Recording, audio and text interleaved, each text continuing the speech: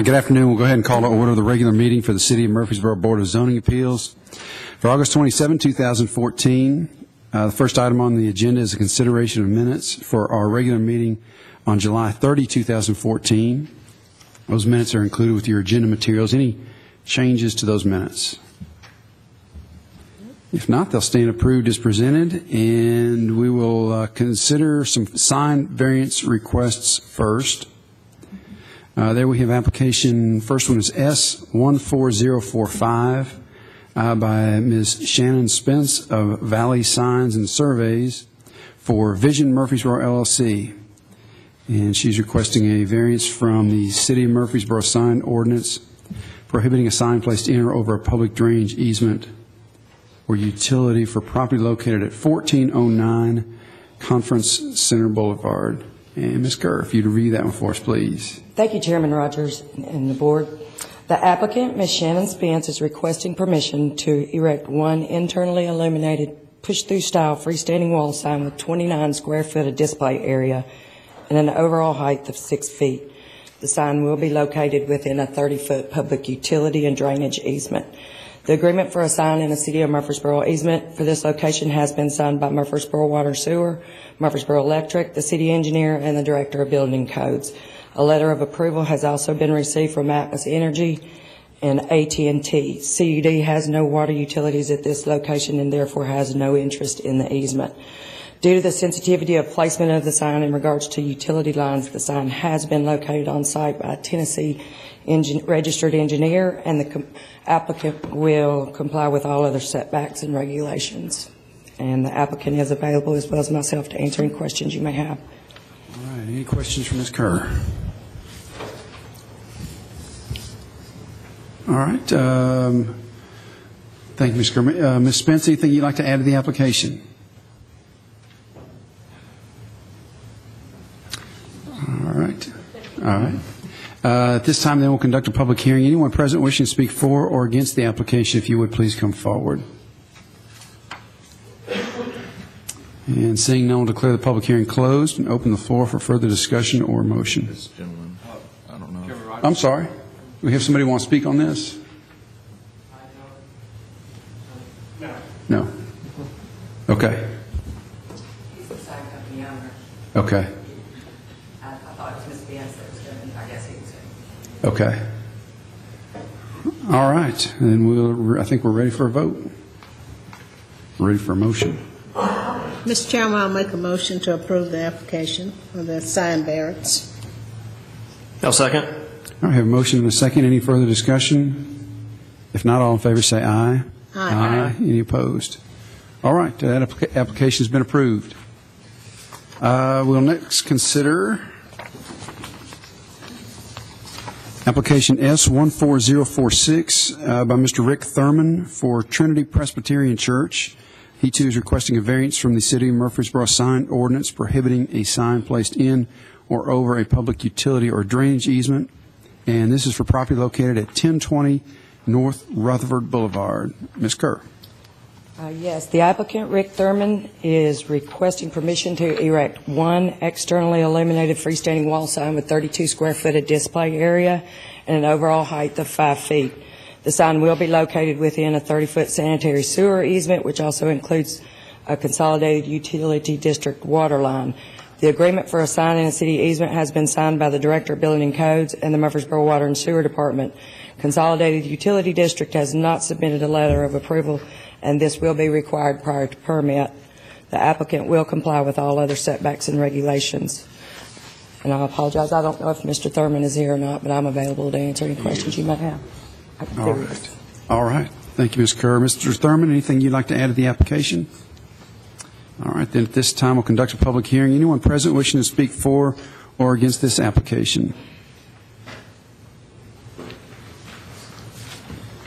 Seeing none, declare the public hearing closed and open the floor for further discussion or motion. No discussion, Chairman Rogers. I make a motion we approve, subject to any staff comments. A second. I have a motion and a second. Any further discussion? All in favor say aye. Aye. Any opposed? All right, that application has been approved. We'll move on to application S14047 by Mr. Bill Rush for Lamar, Tennessee, and he is requesting a variance from the sign ordinance prohibiting a sign placed in or over a public utility or drainage easement. And this is for property located along the south side of Old Fort Parkway and along the west side of Northwest Broad Street. All right. Ms. Kerr, if you'd review that one for us. Thank you, Chairman. The applicant, Mr. Bill Rush, is requesting permission to erect one externally illuminated off-site permanent sign, which is a billboard, with 387 square foot display area and an overall height of 43 foot 6 inches. This sign replaces an off-site sign which was removed for the state interchange project at Broad and Old Fort Parkway and will overhang a 20-foot public utility easement. The agreement for a sign and city easement has been signed by the Murfreesboro Water and Sewer Department, the Murfreesboro Electric Department, the city engineer, and the Director of Building Codes. Letters of approval have also been submitted from Atmos Energy and AT&T. Due to the sensitivity of placement, the sign in regards to the utility lines has been located on site by a Tennessee registered surveyor. This is a sign which was removed recently due to the Broad Memorial Interchange and City Utility Construction Project because it was in an existing utility easement. It has been discussed with the applicant that this will be an active state road construction project and replacing the sign within the easement prior to completion of construction. Any damage or relocation costs of the sign will be the owner's responsibility. The applicant will comply with all other setbacks and regulations, and Mr. Bill Rush with Lamar is also available as well as myself to answer any questions. All right, any questions for Ms. Kerr? Just come ask, this was a sign that was already there, just being relocated? Yes, sir. With It's construction. behind the Chicago Euro. Okay. There were two billboards back there. One of them had to be removed because it was hanging into the new state right-of-way. Okay. And so the request is to replace it in the exact same location? They're moving it over, and it'll overhang the easement on the left side of it. There's an easement that runs down the strip, kind of like through the middle of that property now. Gotcha. So they're going to place the pole. It's going to be a monopole now rather than, I think before it had 5 poles. This is going to be a monopole. They actually decreased the size of it quite a bit, too. Is this a sign that they're entitled to erect? Yes. As a matter of right, but Yes. for the fact that it's just going to overhang an easement? It's a grandfathered sign by state code 137208. Yes, sir. So, but for the easement, they would not have to come here? For the easement, that's what they're doing today. They're asking for a variance for the sign to overhang that utility easement. Yeah. It's not going to be in the right-of-way. It's going to be set back off the right-of-way as it's supposed to be 5 foot, but it's going to overhang the easement on the left side of the sign. Chairman, you're correct. If there wasn't the easement issue, they would not have to come before the BZA. Okay. Okay. Any other questions for Ms. Kerr? Thank you. Mr. Rush, anything you'd like to add to the application, sir? All right. At this time, we'll conduct a public hearing. Anyone present wishing to speak for or against this application, if you would, please come forward. Seeing none, declare the public hearing closed and open the floor for further discussion or motion. Mr. Chairman, I'll make a motion to approve the application, subject to any staff comments. I'll second. All right, have a motion and a second. Any further discussion? If not, all in favor say aye. Aye. Any opposed? All right, that application has been approved. All right, we'll next consider application S14048 by Mr. Mark Rashears for Hooters of Murfreesboro. He too is requesting a variance from the City of Murfreesboro sign ordinance prohibiting a sign placed in or over a public utility or drainage easement, and this is for property located at 730 Northwest Broad Street. Ms. Kirk. Thank you. The applicant, Mr. Brashears, is requesting permission to erect one internally illuminated ground sign with 120 square foot of display area and an overall height of 25 foot. The sign will be located within a 40-foot public utility and drainage easement. The agreement for a sign and a city easement has been signed by the Murfreesboro Water and Sewer Department, Murfreesboro Electric, and the city engineer, as well as the Director of Building and Codes. A letter of approval has also been received from Atmos Energy and AT&T. And due to the sensitivity of the placement of the sign in regard to the utility lines, the sign has been located on site by a Tennessee registered surveyor. The applicant will comply with all other setbacks and regulations. And again, this is a sign which was removed recently due to the Broad Memorial Project. And I have discussed with the applicant that this is an active state construction project, and replacing the sign within the easement prior to completion of construction may damage. Any damage or relocation costs of the sign will be at the owner's responsibility. And Mr. Brashears is not here. He was going to have a representative, Ben Setlock. Oh, you made it back. The applicants are here to answer any questions you might have, as well as myself. Okay. Thank you, Ms. Kerr. Any questions for Ms. Kerr? All right. Who's the representative? Mr. Brashears? Ben Setlock. Well, Ben Setlock is with Design Engineering, and this gentleman is with A1 Signs. I'm Okay. with Port Wine Sign. Port Wine in Signs. Chattanooga, Tennessee. My name's Trey Wall. Okay. Anything you'd like to add to your application? Yes, sir. All right. And at this time, we'll conduct a public hearing. Anyone present wishing to speak for or against this application, if you would, please come forward. And seeing none, we'll declare the public hearing closed. Open the floor for further discussion or motion. Mr. Chairman, with no further questions, I'll make a motion to approve the application. Second. I have a motion and a second. Any further discussion? If not, all in favor say aye. Aye. Any opposed? All right, that application has been approved.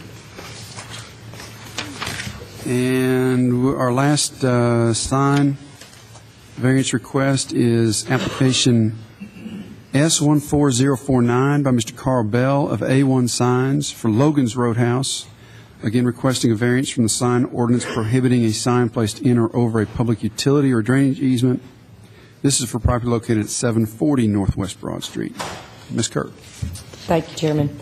The applicant, Carl Bell, is requesting permission to erect one internally illuminated ground sign with 100 square foot of display area and an overall height of 32 foot. The sign will be located within a 40-foot public utility and drainage easement. The agreement for a sign in a city easement has been signed by the Murfreesboro Water and Sewer Department, the Murfreesboro Electric Department, the city engineer, and the Director of Building and Codes. A letter of approval has also been received from Atmos Energy and AT&T. The sign has been placed by a Tennessee registered surveyor, and the applicant will comply with all other setbacks and regulations. And again, this is another one of the signs that was affected in the construction project on Broad Memorial. And I have discussed with them that if there's any damage to the sign or any other relocation costs, it will be at the owner's responsibility. And I am available to answer any questions that you have. All right. Thank you, Ms. Kerr. Any questions for Ms. Kerr? All right. Is Mr. Bell here? Anything you'd like to add to your application? All right. And at this time, we'll conduct a public hearing. Anyone present wishing to speak for or against this application, if you would come forward. And seeing none, we'll declare the public hearing closed. Open the floor for further discussion or motion. I'll make a motion to approve the application.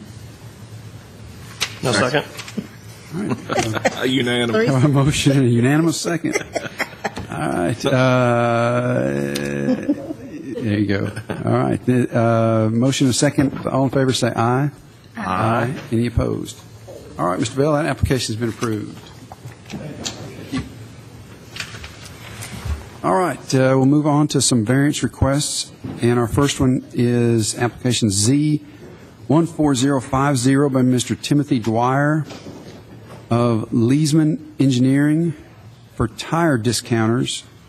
He is requesting a 7-foot variance from the City of Murfreesboro zoning ordinance that requires a minimum of 7 feet between buildings and parking and or access drives on lots of less than 1.5 acres.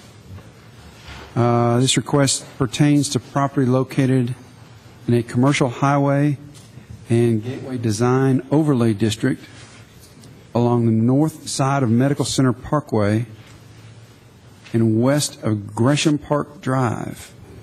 All right, Mr. Blomley, if you review that one for us, please. Thank you, Chairman Rogers, and good afternoon, Chairman Rogers and members of the Board of Zoning Appeals. Good afternoon. Our first variance request today is for property that is located, as you mentioned, along the north side of Medical Center Parkway, just west of Gresham Park Drive.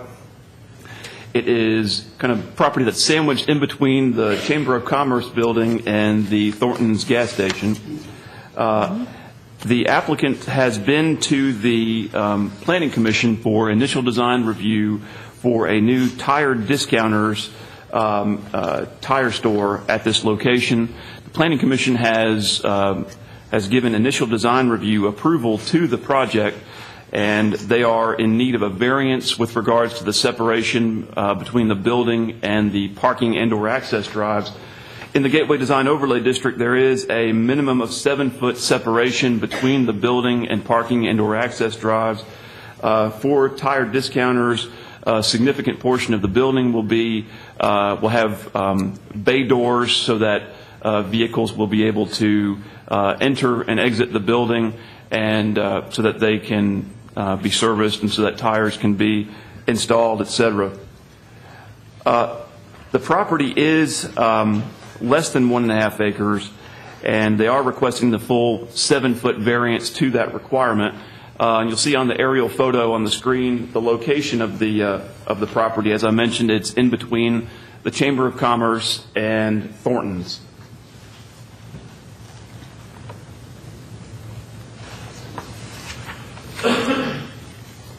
And we have a site plan on the screen now in front of us.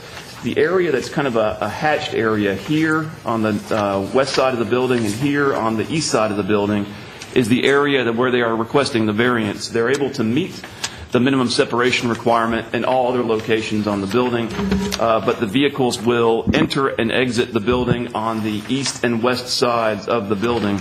And so it is in this area where they are requesting the variance.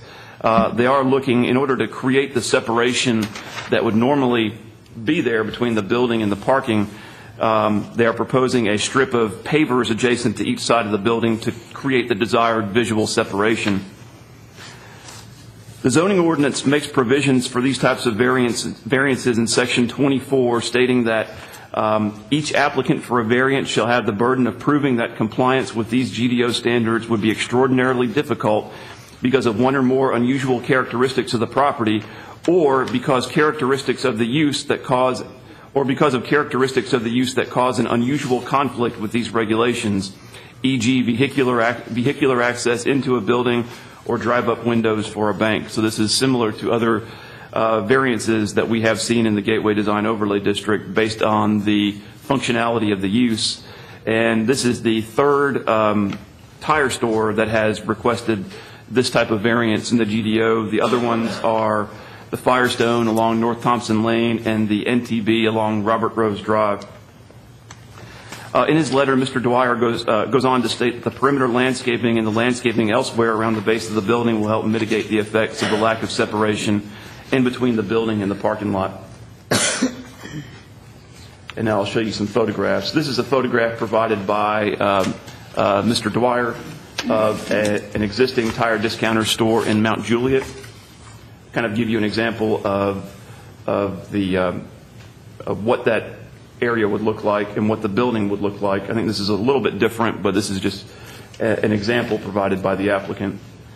And now the actual property itself, this is looking north at the subject property from Medical Center Parkway, looking west at the Chamber of Commerce building, and looking west at the subject property with the Chamber of Commerce building in the background, the Thornton's gas station to the east, and looking south across Medical Center Parkway, and there with the Embassy Suites in the background.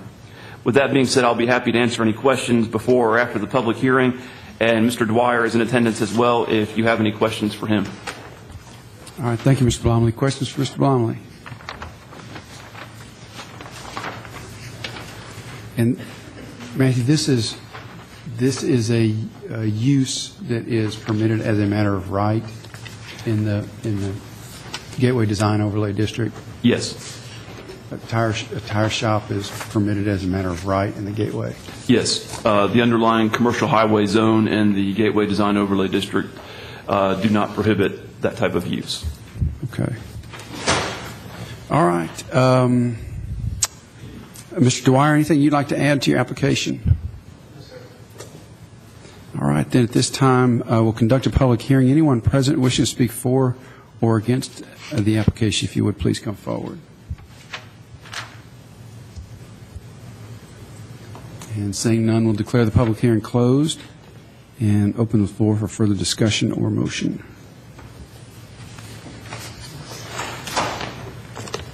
I'll make a motion we approve, subject to staff comments. Second. All right, have a motion and a second. Any further discussion? If not, all in favor say aye. Aye. Aye. Any opposed? All right. Mr. Dwyer, that application has been approved.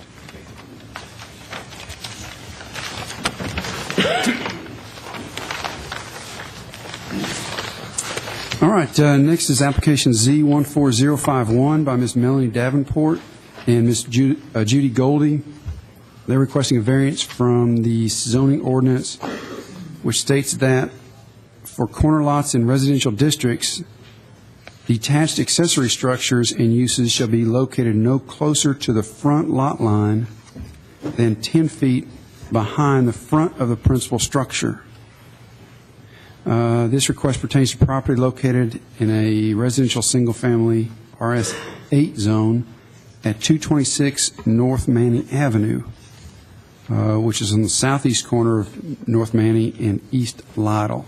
All right, Mr. Blum, if you review that, please. Thank you, Chairman Rogers. As you mentioned, the subject property is located at the southeast corner of Manny and Lytle. The applicants are currently constructing a single-family residence on the subject property. You'll recall back in May, they were before the board to request a 15-foot front setback variance for the home along on the Lytle side of the property, which would be the north side of the property. And before I get too far, you'll see that I've got an aerial photo on the screen to help orient you to the location of the property. The applicants have since pulled a building permit and construction is underway. As I mentioned, the setback variance was granted in May, so they do have the ability to construct their single-family home as close as 15 feet to the front property line along Lytle.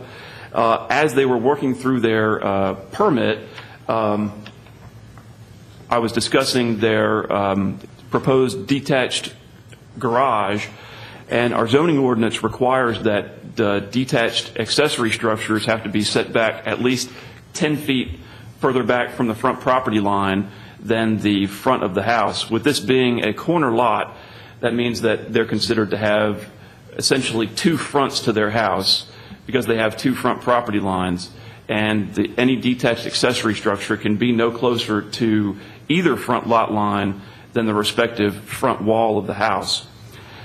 Their desire is to build the detached garage at the same setback off of Lytle as the house that's under construction right now. So they are requesting a variance from the requirement that it would have to be set back 10 feet further back from Lytle than the house that is under construction right now. So essentially, this would enable them to build at that 15-foot setback instead of at a 25-foot setback off of Lytle.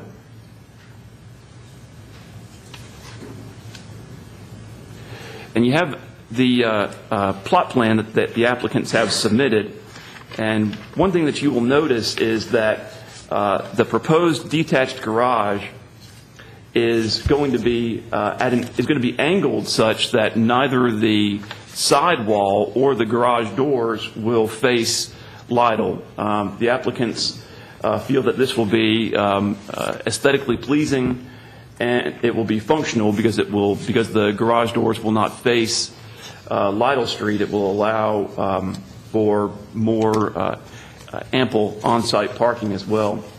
And another reason why they are requesting the variance is so that the garage will not protrude any further into their backyard, with the lot being fairly narrow from east to west, or excuse me, from north to south, and much longer from east to west than it is wide from north to south. Pushing that further back into the property will cause them to lose additional green space in their backyard. The lot itself is approximately 91 feet wide by 201 feet deep, and the house that's under construction will meet all other setbacks, the front setback along Manny and the side setback along or to the south and to the east, excuse me. When the applicants were approved for their front setback variance in May, I did want to bring to the board's attention that the condition of approval was that the garage doors for the principal structure for the house not be oriented to face Lytle, that they be oriented to the interior of the lot, and they have accomplished that. If you look at their plan, you'll notice the garage door on the house does face the interior of the lot, and it does not face Lytle. One of the concerns that the board had was to make sure that there was enough parking on site, and the applicants will easily be able to accommodate the minimum 4-car on-site parking requirements, as their driveway will be, from the front property line, will be almost 39 feet deep and approximately 25 feet wide. So it'll be more of a 6-car driveway than it will be a 4-car driveway. And in addition, they'll have one garage space in the attached garage and 2 garage spaces in the detached garage. In addition to the garage, they're also looking to construct I believe a 6-foot wall in between the detached garage and the house.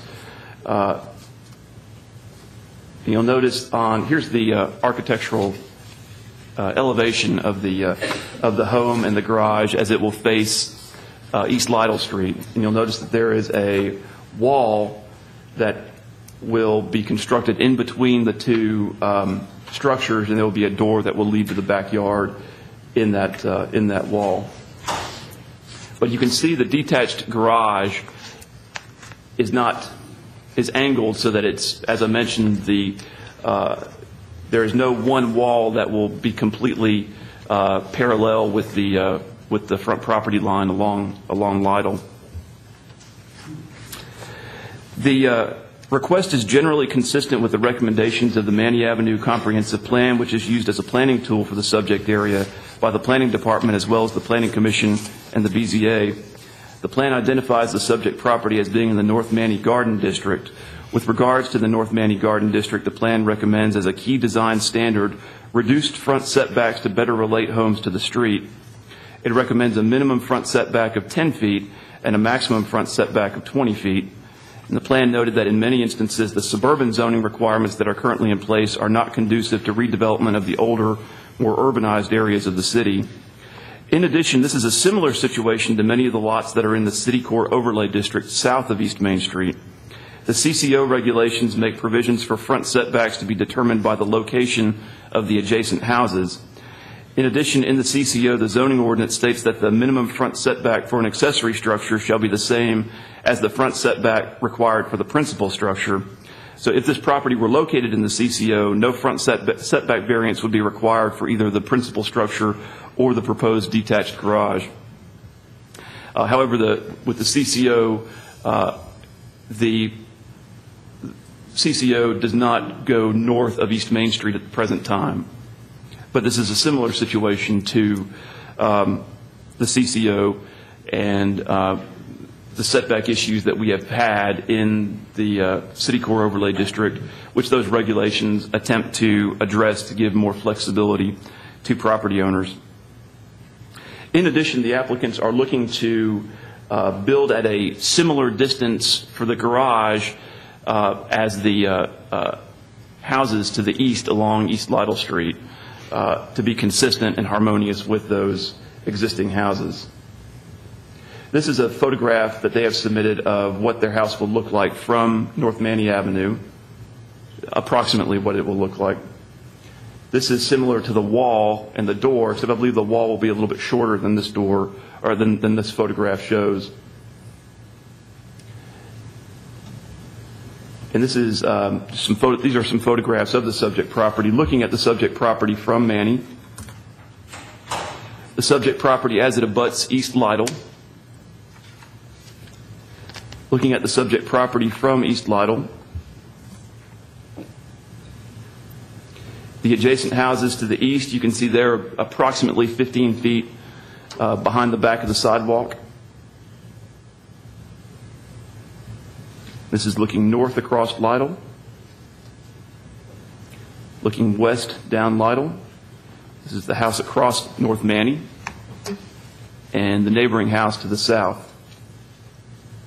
I will mention that I did have a conversation, or two separate conversations, one with the city's transportation director and one with the city engineer with regards to the future Lytle Street improvements. At this point, this is when this phase of Lytle Street will be reconstructed is not known. No design has been, this section has not been designed, and whether or not any additional right-of-way will be needed is unknown at this time. So I wanted to let you know that I had discussed this with them, and neither the transportation director or the city engineer saw any issue or any conflict with the proposed variance request and the future plans to improve East Lytle Street. With that being said, I'll be happy to answer any questions, and Ms. Davenport and Ms. Goldie are both in attendance if you have any questions for them. All right. Thank you, Mr. Blomley. Questions for Mr. Blomley? Hey, Matthew, remind me, where was this accessory structure situated when we saw this in May? Was it roughly in the same spot, but it wasn't turned as it is now? I believe so. I believe they showed it pushed in a little bit, but at that point their plans were so preliminary that they didn't know exactly the layout of the house, or I don't even know if they were certain that they were going to be building a detached garage at that point. Okay.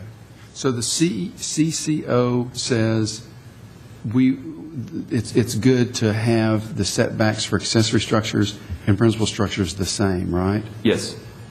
So that the provision in the ordinance that usually governs about it being 10 feet behind the principal structure, the CCO says that's no good. Yeah, in the CCO, for a detached accessory structure, the requirement that it meet the same setback as the principal structure would override that requirement for areas outside of the CCO. Right. Okay. All right. Any other questions for Mr. Blomley? All right, Mr. Davenport, Ms. Goldie, anything you all would like to add to the application? Let me ask you a question, if I could. And can you come up to the podium so they can hear you? And it has to do with that question that I just asked Matthew. When we looked at it in May, how was the garage situated so that it was kind of square with the? I think it was more squared up, but we had not solidified the plans because we were worried about that 35 on the corner. You know, the setback at that time was, I didn't realize I had two fronts. I thought I just had a corner. Okay. But it was more square like this, and if we at that point we really were not sure we'd build the two. And the doors were facing the house, right? Yes. You said the condition was in May that the doors not be visible from Lytle, right?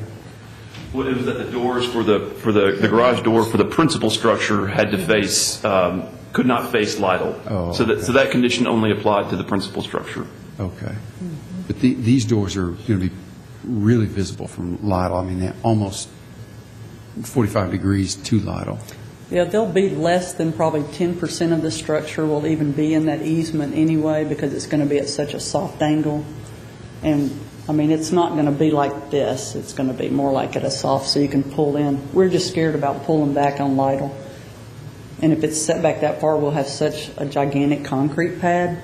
It's already 36 foot across and 25 at the garden wall. So we would have our own little rover service place down there. Okay. All right. Any other questions? Thank you. Okay. Thank you. At this time, we'll conduct a public hearing. Anyone present wishing to speak for or against this application, if you would, please come forward. And seeing none, we'll declare the public hearing closed and open the floor for further discussions or motion. If there's no discussion, I'll make a motion that we approve, subject to any staff comments. I'll second. I have a motion and a second. Any further discussion? If not, all in favor say aye. Aye. Any opposed? All right, that application's been approved. Thank you. All right, we'll now consider application Z14052 by Mr. Gary Hammondtree, making the following request for property located in a RS-15 zone at 1607 Wexford Drive. First of all, a variance from the ordinance which states that in all residential districts, attached accessory structures and uses shall maintain the same setback as required for the principal structure. And second, an 11.1-foot variance from the minimum required 30-foot rear building setback for principal structures and attached accessory structures. All right, Mr. Bomley. Thank you, Chairman Rogers. Subject property is located at 1607 Wexford Drive, which is in the Breckenridge subdivision. It is the second house along the south side of Wexford from St. John's Drive. And property is zoned RS-15. The applicant constructed a detached garage on the property to the rear of the residence earlier this year, and you'll see that it does not show up on the aerial photo because it is brand new. He now wishes to physically connect the detached garage to the house via a roofed breezeway. Detached accessory structures are only required to be set back 5 feet from the rear lot line in residential zoning districts. Mr. Hammondtree, so the way the detached accessory structure has been constructed is perfectly in compliance. It meets all setbacks as a detached accessory structure. What he would like to do is install an 8x22 or construct an 8x22 roof breezeway to connect that detached garage to the house. And by connecting that via that roof breezeway, it now becomes essentially a part of the principal structure. And the principal structure in the RS-15 zone would be required to meet a 30-foot rear setback. And so by attaching it, in order to attach it, a variance is required. And Mr. Hammondtree did submit a survey of the property, and you'll see that the survey shows the existing detached garage at 18.9 feet from the rear lot line, and you see the area that is hatched that shows the proposed covered breezeway that would connect the two structures. The subject lot is 18,177 square feet in area and approximately 150 feet deep. The new detached garage is 24 by 24. According to Mr. Hammondtree, the roof will protect a walkway, 2 HVAC units, and 6 exterior windows from the elements. However, the primary reason why he is requesting the variance is to comply with the requirement of the Breckenridge Architectural Review Committee that the garage be attached to the house. According to Mr. Hammondtree, the Homeowners Association requires that all garages be attached to the house so that they look like they are a part of the house. And he has provided a letter from the Architectural Review Committee in support of his request, and that was included in your agenda materials. The letter states that the ARC has not and does not approve unattached garages. One thing that I did want to mention, though, and I'll pass this out, we did receive a letter. We received a lot of email correspondence for various items, but we did receive a letter from a Mr. Alan Northern, who I believe is a member of the Architectural Review Committee. And I'll pass that out now. And if you wanted to take a moment to read that.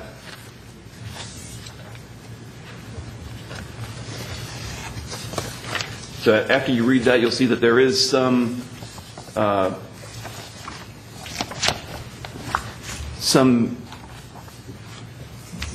of uncertainty about whether or not the requirement is there that it be attached to the house. But at any rate, that is the primary reason why Mr. Hammontree is making the request is to comply with the requirements of the Architectural Review Committee as they've been communicated to him.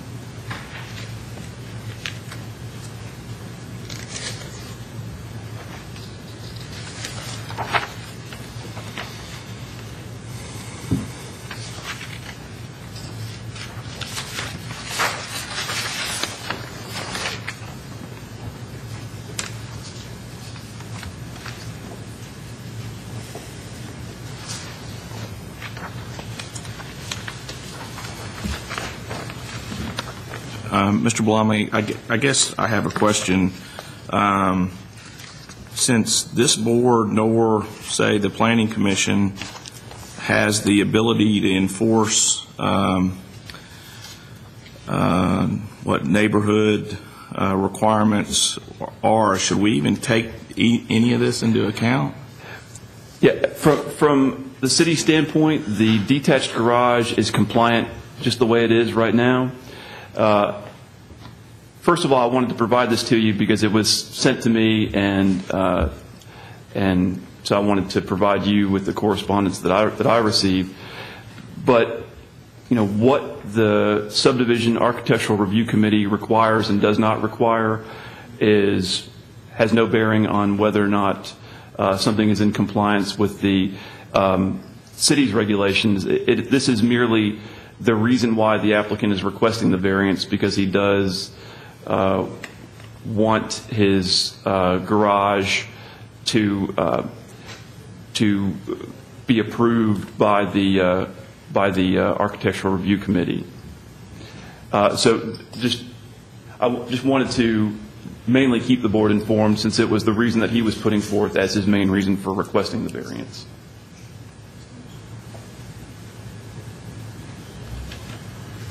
But Mr. Halliburton, I would add that while this board is certainly not required to comply with the wishes of an architectural control committee, if, without regard to the homeowners association or the architectural control committee, if the owner decided he wanted to cover his walkway and on his own wanted to connect the two and make it in effect an attached garage, then the board could certainly consider that, without regard to what the HOA position was on it. So, but I think, as you indicated, this board's not bound to consider the request of the HOA, but certainly can consider it. I just want to make it clear that that we're not the enforcing body of HOA requirements, or we would be seeing stuff like this every meeting.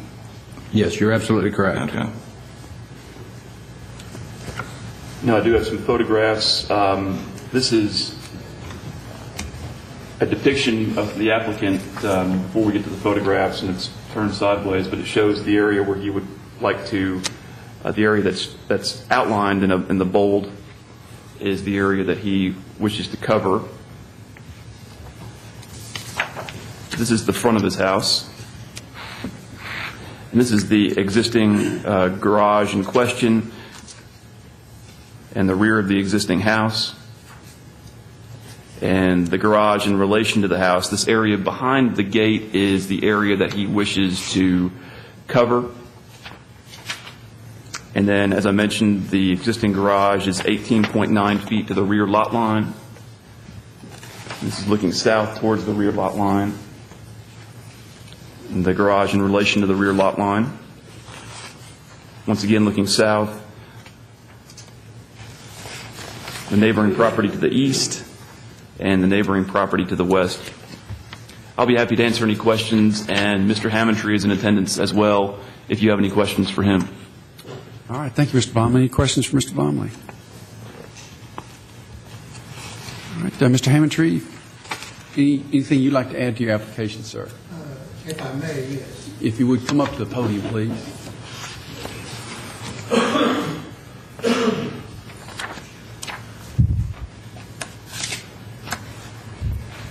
I just have a short statement if I could read. Sure. Good afternoon, everyone. My name is Gary Hammontree, and my wife's name is Lorene Woods Hammontree.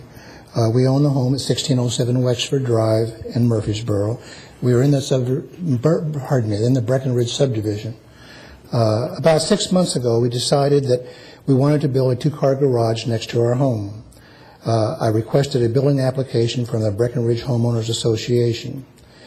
They preferred that all new add-on garages be attached to the house, or if the garage is freestanding, that it have a connecting roof to the house so that it has the appearance of being part of the house. I submitted my plans and drawings to the HOA that included the location of the garage on our lot, all setbacks, building materials to be used in the construction of the garage. After about 2 months, they approved my plans. I took the same plans and drawings to the Building Codes Department in Murfreesboro, and after looking over my plans, they gave me a building permit for an attached two-car garage. After about 2 weeks into construction and $10,000 invested in the property or project, a building inspector, as he was looking at my permit and the drawings that I had posted on my garage door, said that we have a problem. He said that somehow the codes department had overlooked the setback I had listed on my drawing for the attached garage. I had listed 19 feet as the setback for the garage to the back of our lot line. He said it had to be 30 feet for an attached garage. For a detached garage, it only had to be 5 feet. We asked him, what do we do? And he suggested that we change the permit from an attached garage to a detached garage so that we could or would not have to stop construction and then apply for a variance later on to change the setback requirement and build the attaching roof. We followed his advice and got a new permit for a detached garage. The detached garage has been recently finished. I would like at this time to request a variance to the setback requirement limit for an attached garage so that I can build a connecting roof from our home to the new garage. The roof would protect an 8 by 22 foot walkway, 2 air conditioning units, and 6 exterior windows from direct sunlight, rain, and hail. It would also complement our home and blend in better with the other homes of the neighborhood. It would also satisfy the requirement of the HOA that all garages in the subdivision be attached. I thank you. Any questions? Any questions for Mr. Hammontree? All right, thank you, sir. At this time, we'll conduct a public hearing. Anyone present wishing to speak for or against this application, if you would, please come forward.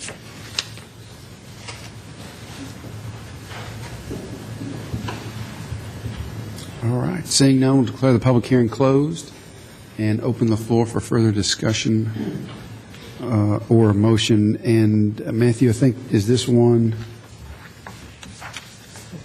where we have two different aspects, I guess? We probably need two different motions, right? Yes. The two variance requests that are advertised are somewhat one and the same, but they're two separate areas from the zoning ordinance that apply.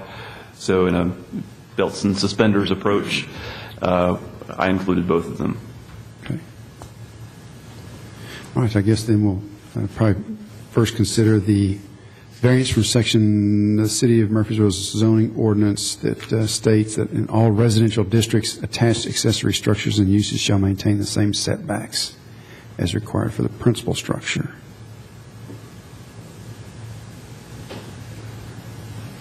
Mr. Chairman, I'll make a motion that we approve that first section of the application, subject to any staff comments. Second. I have a motion and a second. Any further discussion? Not all in favor, say aye. Aye. And next we'll consider the 11.1 foot variance request. Mr. Chairman, I make a motion to approve the 11-by-1 variance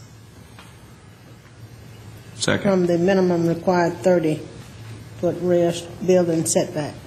All right. We have a motion and a second. Any further discussion? If not, all in favor say aye. Aye. Any opposed? All right, Mr. Hammond-Tree, that application has been approved.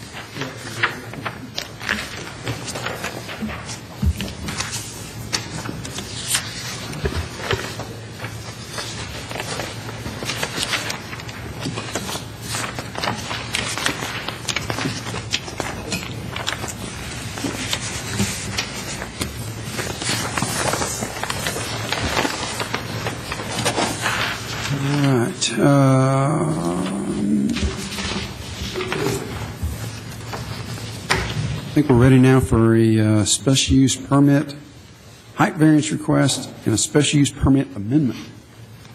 This is application Z14053 by Mr. Jim Crumley for the City of Murfreesboro, making the following request for property located in an RS-15 zone along the north and east sides of Central Valley Road, north and northeast of the Liberty Station subdivision. First, he's asking for a special use permit in order to construct an institutional group assembly use, also known sometimes as a public safety training facility.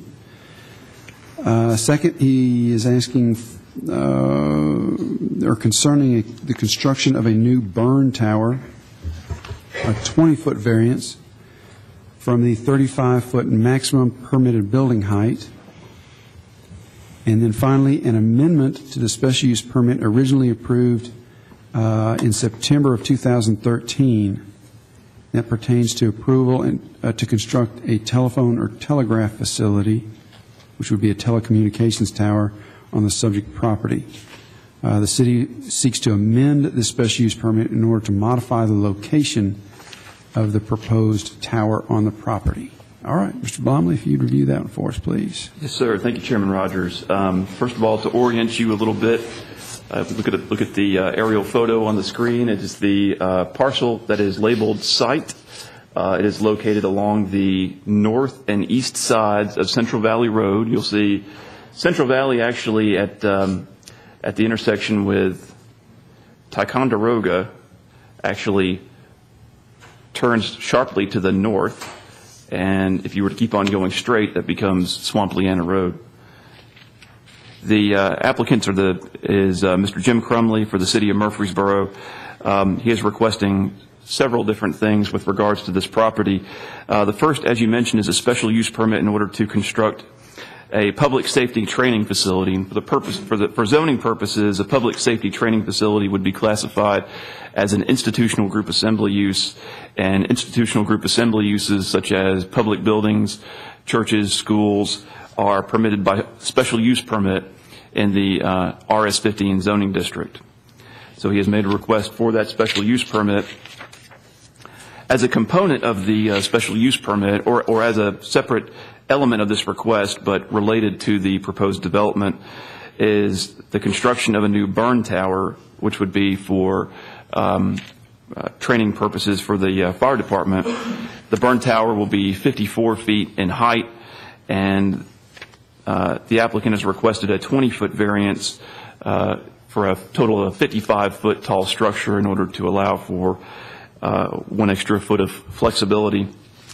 But to go into a few more specifics about the proposed development itself, I'm going to pull up the site plan.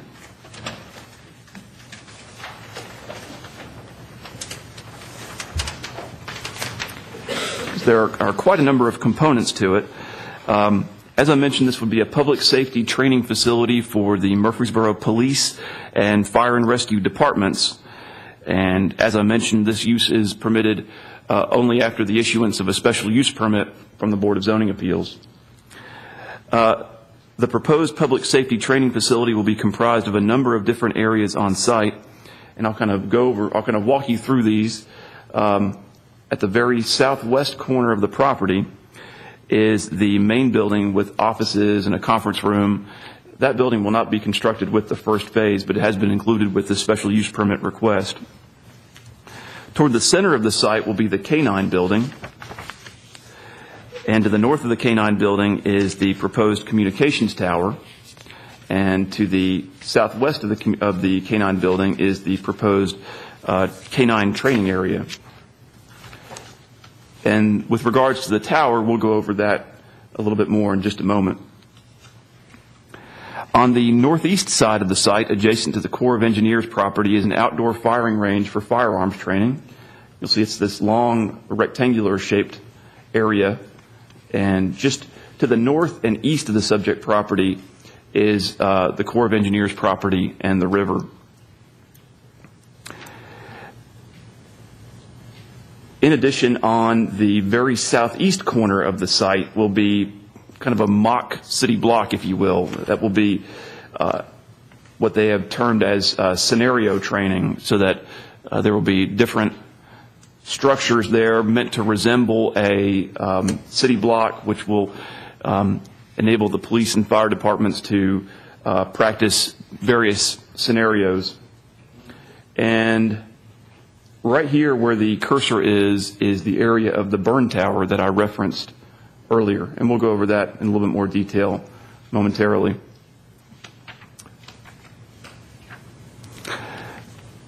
Aside from the main building, the K-9 training area will be the element of the site closest to the Liberty Station subdivision, which is to the south and southwest of the subject property.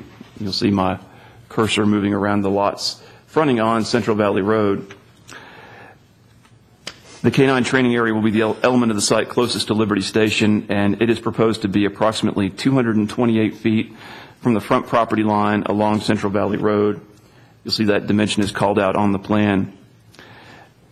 Initially, the vehicular access to and from the site will be via a new driveway off of the portion of Central Valley Road to the south of the subject property. You'll see this new driveway here. That new driveway is proposed to be built with the first phase of construction. And as I mentioned, in subsequent phases, the western portion of the development, including the main training building and this driveway, will be constructed at a later date. The applicant has indicated that he expects a maximum of 75 vehicular trips per day, and primary usage of the property will occur during normal weekday business hours with occasional usage on nights and weekends. The driver training area will only be utilized during the day. There will be some overnight boarding of K-9s in the K-9 building. The applicant has indicated that the firing range will be used during daytime hours with the exception of not more than twice per month. He has further indicated that in a future phase, a berm will be constructed adjacent to the firing range to further mitigate noise. The applicant has addressed the specific standards for institutional group assembly uses in his letter to the board. All parking will be contained on-site, and no parking is proposed to be located in the required front setback. No sound amplification systems are proposed. According to the applicant, there will be minimal on-site lighting. At this point, it has been identified that there will be lighting in the parking lot adjacent to the K-9 building, right here. However, the design for the parking lot lighting for this area has not been finalized. In addition, other site lighting may be identified in the future. The applicant has committed to meeting all lighting requirements contained in the zoning ordinance, including the maximum 0.5 foot candle level at all property lines. He is also committed to meeting all landscape requirements contained in the zoning ordinance. And in addition, existing perimeter vegetation will be preserved in order to provide landscape screening. All right, that's the first component. The second component, as I mentioned, is the height variance of the burn tower, which is over here in the far southeastern portion of the site. It will be a modular burn tower. According to the applicant, the modular burn tower will be used for training in high-level firefighting, use of ropes for rescue operations, and rappelling. The modular burn tower is 54 feet in height, exceeding the 35-foot maximum building height in the RS-15 zone, and the applicant has requested the 20-foot variance for this structure. It will be approximately 950 feet from the nearest lot in Liberty Station and approximately 550 feet from the nearest residential lot in the unincorporated county to the south. There is a residence, if you look where my cursor is, on the property to the south, which is in the unincorporated county. According to the applicant, it will be used primarily during daylight hours, but will be used for nighttime practice no more than 2 times per month. Now, I mentioned earlier about the communications tower. You'll recall back in September, there were 4 communications towers that were before the Board of Zoning Appeals.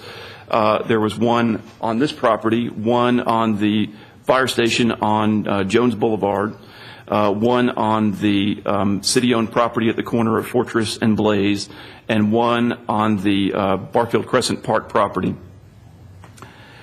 During the environmental study phase of this particular tower, it was determined that there were some historical artifacts in the area where the tower was proposed to be located. And you'll see on the site plan, kind of in a fainter print, the area previously approved communications tower is called out on the plan. And it is further to the east on the subject property, close to where the proposed burn tower will be going.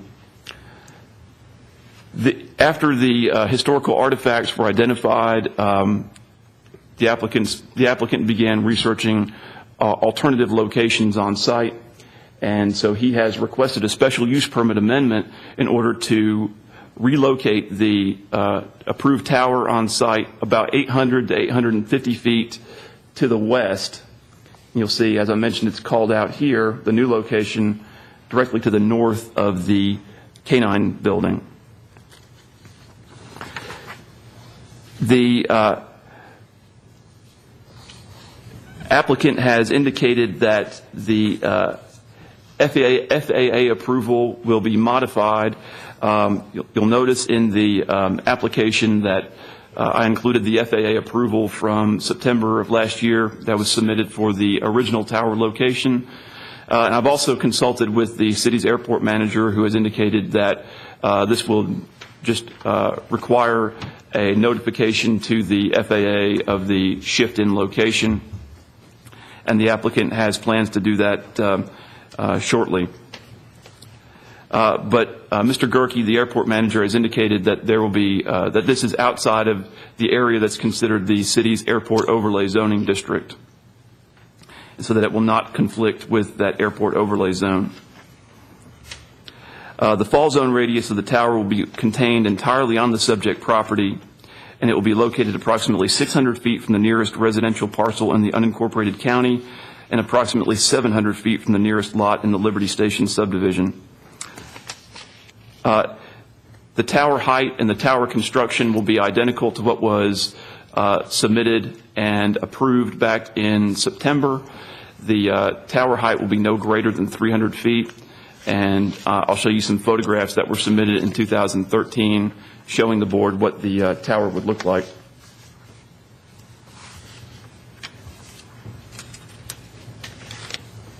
This is a photograph of a similar tower that this tower will mimic to some degree.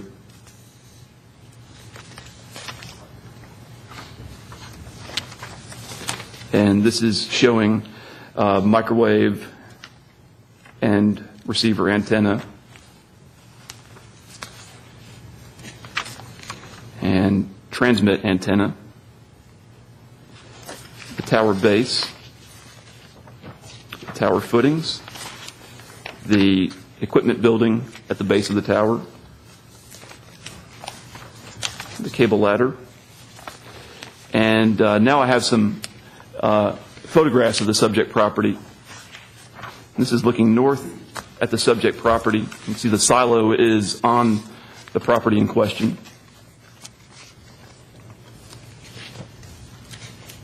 This is looking northwest, Central Valley Road on the left-hand side of the photograph. Looking northeast at the subject property.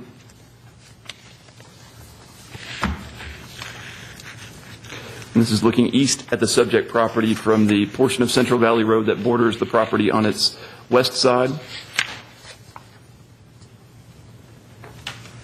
This is looking south at the subject property with homes in the Liberty Station subdivision in the background. And looking down Central Valley Road with Liberty Station on the right-hand side. And looking westward on Central Valley Road. If the board approves the special use permit amendment request pertaining to the communications tower, staff recommends the following condition, which was the same condition of approval placed on the original special use permit. All other applicable state and federal approvals for the proposed tower must be obtained. I will mention that the height variance that was approved at the September 2013 meeting, no amendment to the height variance is required because the height that is proposed is consistent with what was approved in September. What they are requesting is an amendment of the special use permit because of the relocation of the tower on site. And city staff did receive several items of correspondence from neighbors, and we have copies of that for you.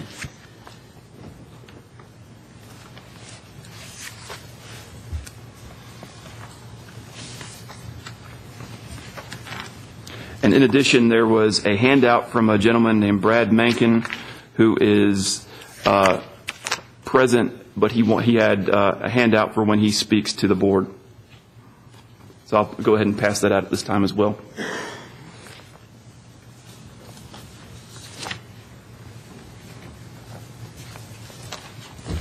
And the emails received were from Scott and Megan Cook at 822 Ronald Drive, Mike and Sarah Vickroy, no address listed, Michael Black at 939 Central Valley Road, and Kathy Black, also I believe at 939 Central Valley Road. With that being said, I'll be happy to answer any questions. And Mr. Crumley, the applicant, is here if you have any questions for him, as well as numerous members of the police and fire departments if you have any technical questions for how they will use the site. All right. Thank you, Mr. Bomley. Any questions for Mr. Bomley? Matthew, some of these uses, where are they happening now? The firing range and fire and rescue training, all that sort of stuff? I think I would need to defer that question to Mr. Crumley. Okay. That may be something they get to in a little bit if they want to wait. Matthew, the property abuts, you said county property to the south and to the west, right? Excuse me, to the east, I mean. Yes.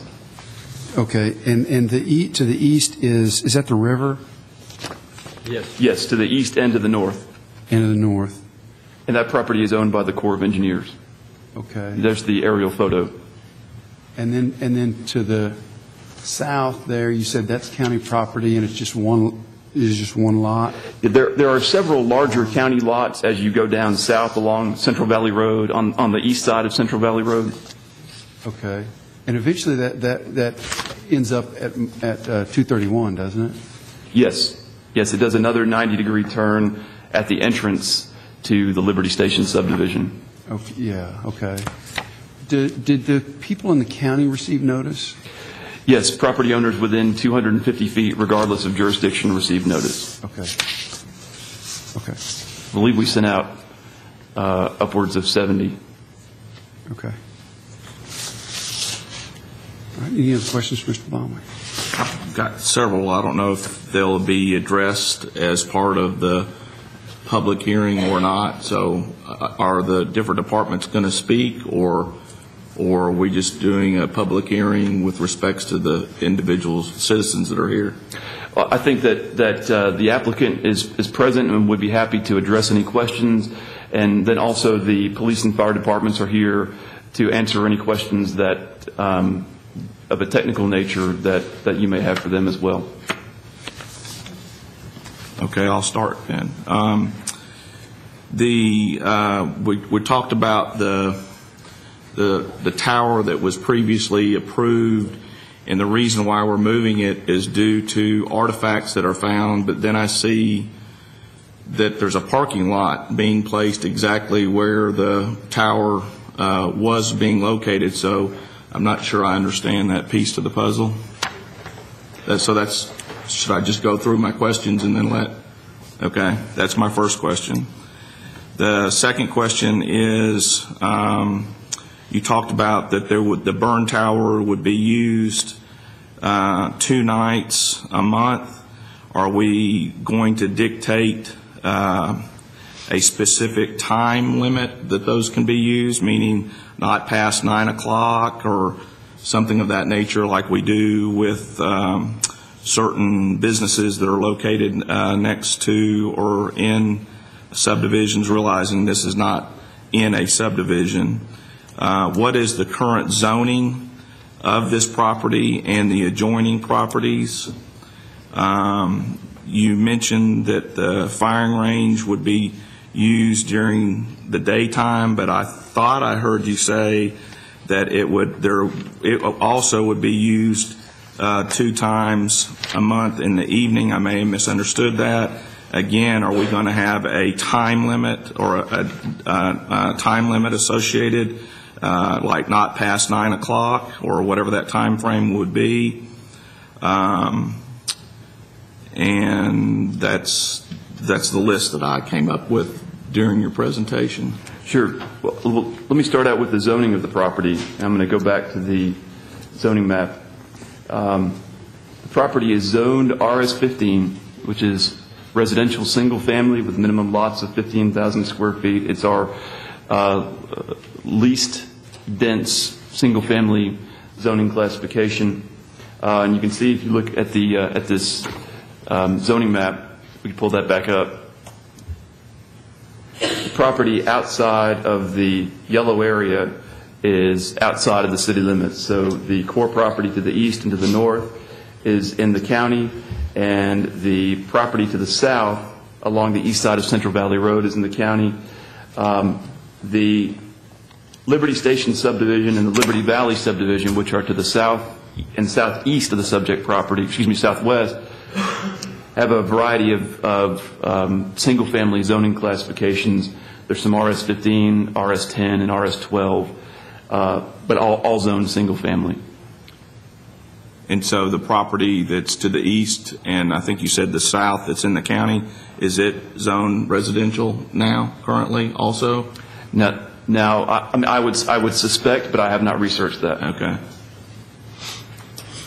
The property that goes on up kind of to the northwest, I think that's all city-owned property, and that's where they spray the wastewater, right? I'm not sure if they spray it yet, but that was the purpose that, I believe that's if it's not already being done, that is the intended purpose for that property. And yes, that is owned by the city, and it is also zoned RS-15. Okay. This is a part of the large Coleman Farm tract the city bought about 10 years ago, I believe.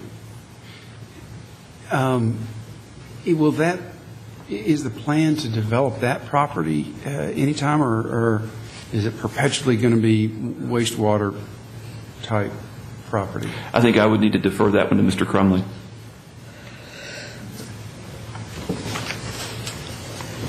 Any other questions for Mr. Blomley while we got him on the hook? All right, Mr. Crumley, if you want to come on up here.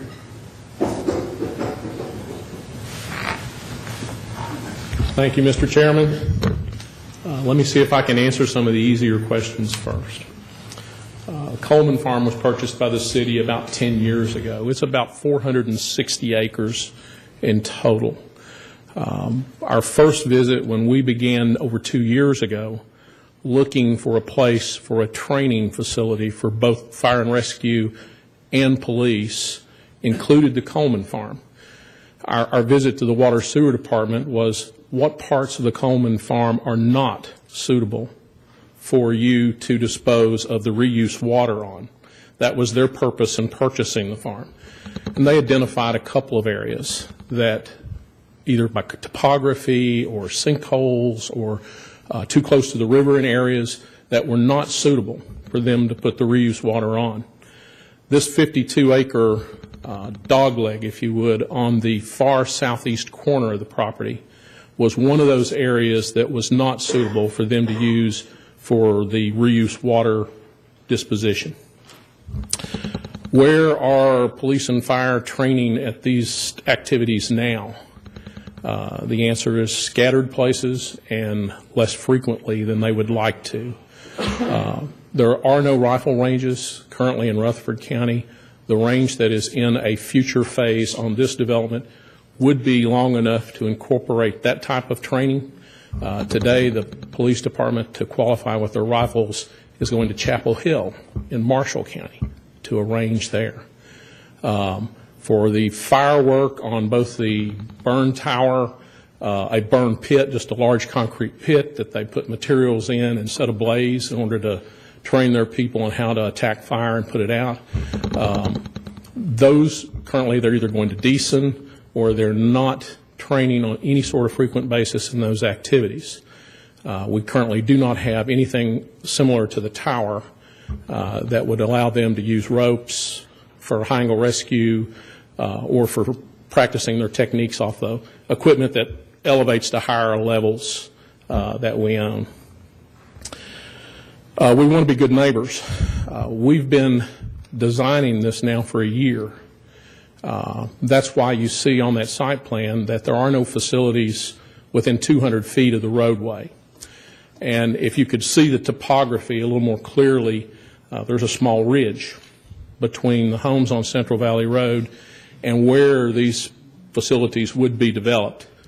With the exception of the communications tower and potentially the top of the burn tower, I don't believe any of these facilities will be visible to the residents of the subdivision.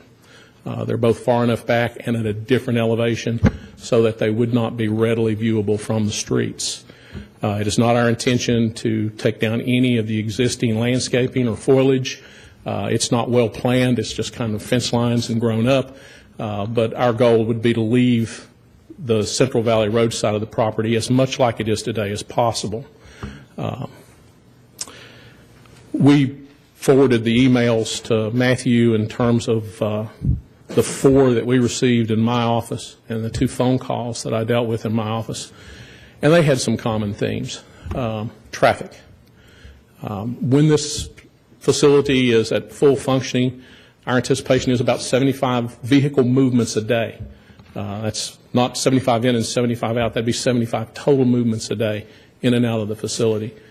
Obviously, there'll be days that there are more than that, but we think that's as good an approximation of the average daily traffic going in and out of that facility as we can apply. The folks who will be going in are Murfreesboro Fire and Rescue and Murfreesboro Police. This will be a completely gated and screened facility. Their general public is not going to be invited into this facility on any regular basis.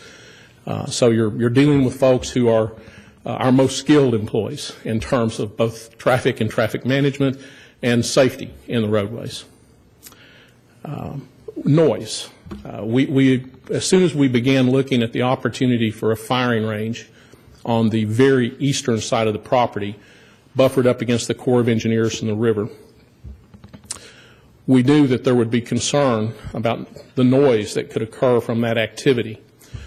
Using the police department's sound meter, we went out on December the 11th and conducted a number of tests with a variety of the weapons that the police department use on a regular basis.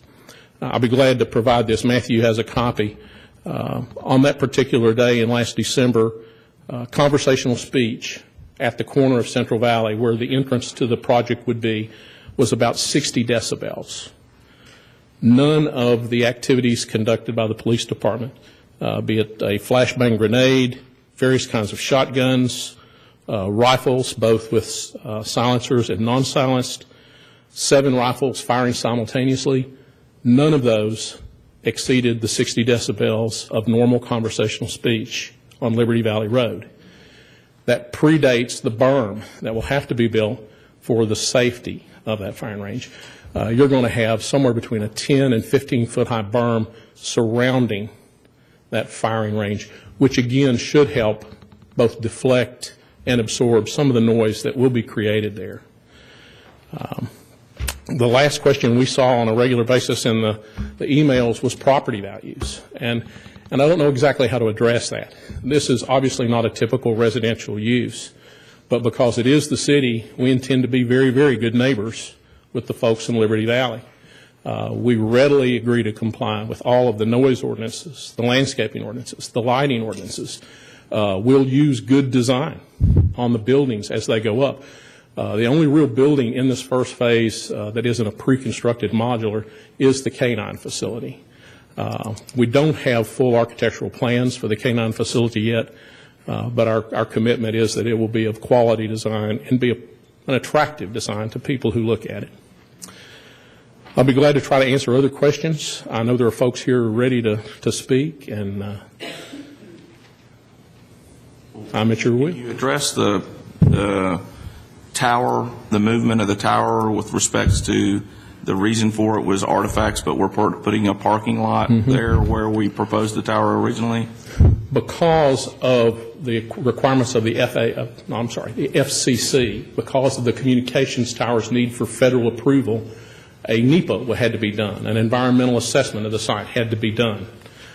We hired a firm to come in. They took 60 shovels of material out of the 60 by 60 square that was the original communications site. In those 60 shovels that they took out of that site, they found 36 shovels that had what they called chard. I had to go look it up, C-H-A-R-D. And what it means is there's pieces of flint, there's perhaps pieces of pottery. There was nothing as a whole that we would have identified as an artifact that we would preserve, but it was enough that it registered on the federal side of the FCC approval for that tower site. The next step, had we pursued that same site, was to hire a Phase 2 investigation of that 60 by 60 square. When the prices for that Phase 2 investigation came in at $18,000, we decided to move the tower. Only because of the federal involvement in the communications tower was the NEPA required. And so we moved the tower to avoid the cost of going through that additional environmental study. Okay. Are there any, and I realize that we talked about that we anticipate 75 trips, I think, a day. Are there any road improvements proposed with respects to this development to Central Valley? And then I think I heard you say that this facility is only going to be used for City of Murfreesboro, I guess, employees or associates, but is the city going to allow other jurisdictions to train here, which would add to the traffic count? From the very beginning, I think we've had Rutherford County Sheriff's Department in our plans to include as participants. This is clearly going to be a city-owned site, a city-owned facility. We'll control it as policy, however City Council deems, but currently sharing the pistol range at the jail site off of Salem Road with the county. We know some of their needs and requirements, and from the very beginning, we've always talked about Rutherford County Sheriff's Department having usage at some point in the facility. So we have not discussed at any length outside of Rutherford County agencies having usage. So that car count is contemplating other, say, Rutherford County Sheriff's Department using the facility also? I think so. This is not going to be a facility that on-duty personnel use. Right. We'll be training primarily on the off days for folks who are both our employees and the county, potentially their employees. So there'll be events that there'll be more people than 75 cars there, but we think on average, as best as we can predict right now, about 75 cars a day in and out of the facility. Yes, ma'am. Sir, how late will the training be going on, especially for the pistol and gun shooting and all that? We have not set a precise time, and we certainly want to be good neighbors with the area around us. We ask lots of questions of the trainers that are firearms specialists. That's where our 2 nights a month came from, as they indicated on average they would like to train in low light conditions or in dark conditions about twice a month. We'd be happy to agree to 9 o'clock or any other time to not fire firearms after that. Thank you. I guess while taking a big piece of city property and being able to divide it up and use it best you can, maybe the most efficient, but certainly a development like this will raise some attention, as you guys guess you've seen. Have there been other sites that maybe don't have a neighborhood across the street? I mean, maybe it's just kind of came to this one because of the most efficient use of resources. Were there other areas that maybe didn't have the residential component so close? We didn't find any areas that were more isolated that the city controlled or had the opportunity to control than this site. We did look at some alternate locations in the 460 acres, but chose this 52 acres primarily because water and sewer could not use it for the reuse water. It was closer and less costly to extend water and sewer and electric into it.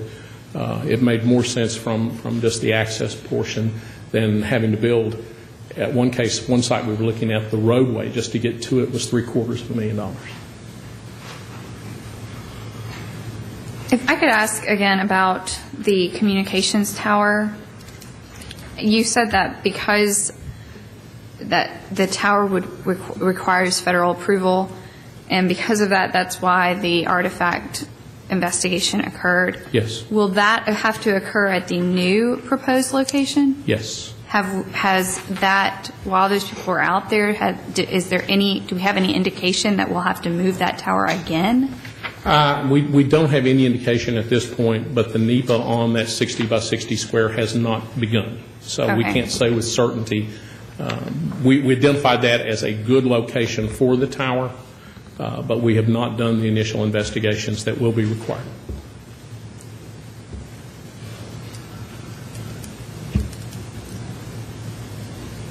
And I do have subject matter experts on training in public safety with me, and they can answer questions probably a lot better than I can on some of the topics.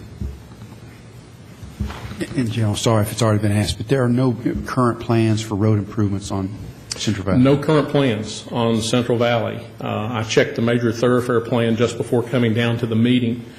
And in that long-range 20-year major thoroughfare plan, there is a major street that goes through the center. I think it's currently George Washington Boulevard through the center of the subdivision. That becomes a connector between 840 and Memorial. So that appears to me to be the future primary road that would be used, perhaps taking some of the current load off of Central Valley. I'm familiar with the area.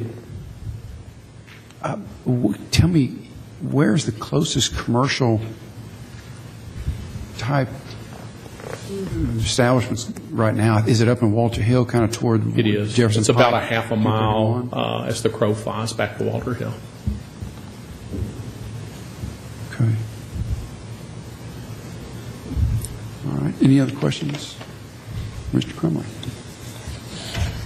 Oh, all right. Thank you, sir. I'm going to go ahead and conduct a public hearing on this now. Anyone present wishing to speak for or against this application, if you would please come forward. When you come up, if you would, give us your name and your address, please. Okay. Actually, my name is Mike Black. I live at 939 Central Valley. You actually have an email. I didn't know I could get off today, but I thought it's important. And I think when Mr. Bromley discussed some of some of my concerns, but I don't necessarily agree with them. When you, if you look at that 90-degree turn again, right there, that they're going to make the access to begin with. It is 90 degrees, and there are, Kathy and I live right there on the corner almost, just like that far from it. And that is probably one of the most dangerous corners that I've ever lived close to or been aware of. When we walk out to our mailbox, we're afraid we've got to look both ways to make sure the cars come around that corner. And then to make an entrance right there at that spot, I can't imagine that it would be more dangerous. And as a matter of fact, just that whole road is kind of interesting. My wife just sent me a text. More sirens, horrible wreck on same part of the road, CT S-curve, I don't know exactly, involving some friends of ours, dump truck driver hit by a pickup. This was within the last hour. And every single night when we go to bed, and maybe not every night, but regularly, we are awakened by sirens going down that road. It's just a scary road, and the thought of the traffic, and it would be nice if it was just Murfreesboro, but it's maybe Rutherford County, and then, well, maybe the rest of Tennessee, or other areas around. It's just a scary road. It's a pretty spot. The property value issue, We moved there 7 months ago. We would not have bought that house, like zero, if we would have known this was going to happen. I mean, so for us, it was a shocker. Going, really, we bought it because of the scenic view. That area, if anything, would be more appropriate to a greenway, which would still bring more traffic, but a park rather than, a commercial area, training area, rifle range, which sounds like it shoots out over the river. I don't know. I'm sure they'd put backup, but it just doesn't sound safe at all. Anyway, that's all I had to say. Just my biggest concern is the traffic on that road and the accidents that I regularly see. I can't imagine that it'd make it be, it'd be a safer place. Anyway, thank you. All right. Thank you, Mr. Black. My name is Jake Robinson. I live at 5128 MacArthur Avenue, and I have several questions about this plan. One of the things I heard the gentleman say is that he wants to be a good neighbor, and generally speaking, neighbors talk to each other. And they've been planning this thing now for over a year, and I think most of us that live in the neighborhood just found out about this last week. There's a lot of moving parts to this whole proposal, and we haven't had enough time to absorb all the different moving parts. And it may be that it might be a great thing for the city and the community, but there are certain elements about this program, this proposal, that we're very concerned about. And you guys have already mentioned them, the noise from the firing range. I spoke with the chief of police back on the 20th this past week, and he admitted that he thought there was going to be a problem with noise, and that was one of the elements about this whole program that he was concerned about. I asked him at that point, I said, well, why do we need, what do you do now? So, well, we have a joint facility that we train with the Sheriff's Department now. It's a 50-yard facility. That's not enough for us for, we have, now we're starting to see some of the perpetrators of crimes having high-powered rifles, and we need to meet that firepower with a similar type firepower. So we need rifles, and we need to be able to use a rifle range. But if you think about a 50-yard, that's 150 feet. That's half a football field. They do have a place now that they are already using. Maybe it's a little bit further out, but they did say they're only going to do this twice a month, so I don't see what the big inconvenience would be to go do your firing range somewhere else. The other question I might have about that firing range is, has there been an environmental impact study about lead that will be deposited? We're right there on the Stones River, and now you got the possibility of lead building up over the years, leaching into the groundwater, maybe into Stones River. Also, you have a mock city, and the different scenarios that they mentioned, we'd like to know individually, specifically what kind of scenario. Will there be a gun battle? Will there be a hostage scene? Will there be sirens coming in? Will there be, there's a driving training area. Will that be high-speed turns and screeching tires? The burn tower, I don't know if it makes noise or if they're going to be using megaphones or if there's going to be, I mean, if you're going to simulate real-life situations, training scenarios, it would seem to me that you'd be turning your sirens on, you'd have megaphones, et cetera. So all of these things present questions that we haven't had a chance to even ask except at this right now. And I would highly urge you to defer the approval of this site until more can be done. And I would actually encourage the city, if they want to be good neighbors, to hold an open meeting, a town hall style meeting for the residents of that neighborhood. What you didn't see is, you saw part of it. There was one satellite photo that showed a portion of our subdivision. It's about half of the households in that entire subdivision. How many households do we have now, Howard? About 400, do you think? Yeah, it's supposed to be built out. He's the developer of the neighborhood. It's supposed to be 600 homes when it's all said and done. There's a lot of homes right across the street from there. And I also think there is a point of contention about whether or not you can see or observe the different buildings. I mean, if you look at the main entrance off of where Ticonderoga intersects where Leanna Swamp and Central Valley, that's the main entrance. That's a building. That's straight across the street. You're going to see that. If you're at the curve where they're going to put that main entrance, and you look at the mock city, and the training facilities there, that's only about 175 feet. I'm pretty sure that you're going to be able to see that. So I don't know. I mean, I understand that you want to put your best foot forward when you're presenting a proposal like this, but there's two sides of the story. I'm concerned about light pollution. Right now, I can see the lights from Siegel High on Friday nights, and that's a good distance away from our neighborhood. If we have lighted, I mean, there's how many parking lots are there? There's several parking lots. I could see lots of lighting there, and I could see that being destroying or adding to the light pollution. You know, the constant glow that we would always see right across from our neighborhood. Nighttime practice. That wasn't the fact that they can't even give us a time of, you know, or how often or what are they going to be doing at night. Again, that's troubling when you live there. If you guys, I mean, I know that not in my backyard. A lot of times it doesn't bother the other folks because it's not in their backyard. But if you would imagine that you're living across from a live firing range, I asked the chief of police, why do we need a live firing range? I mean, I said, do you have rifles now? And he goes, yes. I said, so well, how are you training with these rifles now? Well, we have a place that we're training now. We just want to do it over here. I said, okay, but why do we need long-range firing range? How many times do we have a sniper situation in the city of Murfreesboro that you need more than 150 feet, some guy sitting with a high-powered rifle to take care of the situation? Has anybody even heard of that happening in recent months or even years in Murfreesboro? I think it may be overkill. It may be fun as a police force to be able to train for any eventuality and be able to have all the bells and whistles to be able to do that. But is it even practical? And what kind of message does it send to the community that we need high-powered rifles and we need to be able to be training on a regular basis?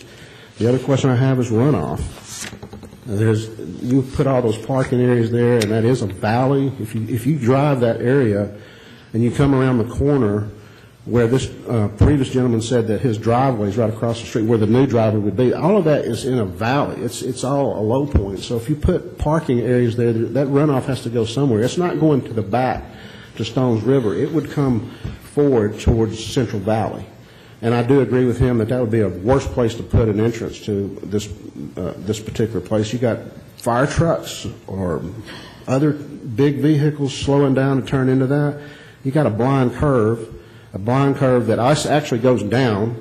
So you're in a curve and it's turning down at the same time. It's a tight curve there. Somebody's pulling out or pulling in. You may have real live training scenarios there. Let's see. And since this is being offered to the county, why in the heck aren't we talking to the county about a joint venture to build a facility like this? Why do we have to control it from a city point of view? Wouldn't it make sense that the county probably has other areas that would be better suited, and maybe make a lot more financial sense to split the cost with the county? There's so much more to this than what we've learned, but just me learning about this last Wednesday, I guess, I've already come up with lots of questions and then also ideas that could maybe solve some of these problems. Woodbury, for example, has a rifle range. I think it's much closer than Marshall County, and I've been to it. I got certified for keep in mind, I'm not opposed to guns. I love guns. I just don't want a live firing range right across from my neighborhood, so when I get ready to possibly sell my house in the future, I have to disclose the fact that you have a radioactive dump right over on this side, and you've got a live firing range over here, and we're spraying effluent wastewater right across the street. We've got a lot already on our plate, so I would suggest that maybe that the city should be better neighbors with the county and say, let's take a look at what they have. Do they have some sites that the city and the county collaborated on the gun range, and they're using that together now? I don't see why not. I don't see why we couldn't propose that and talk to the county and find a better suited location.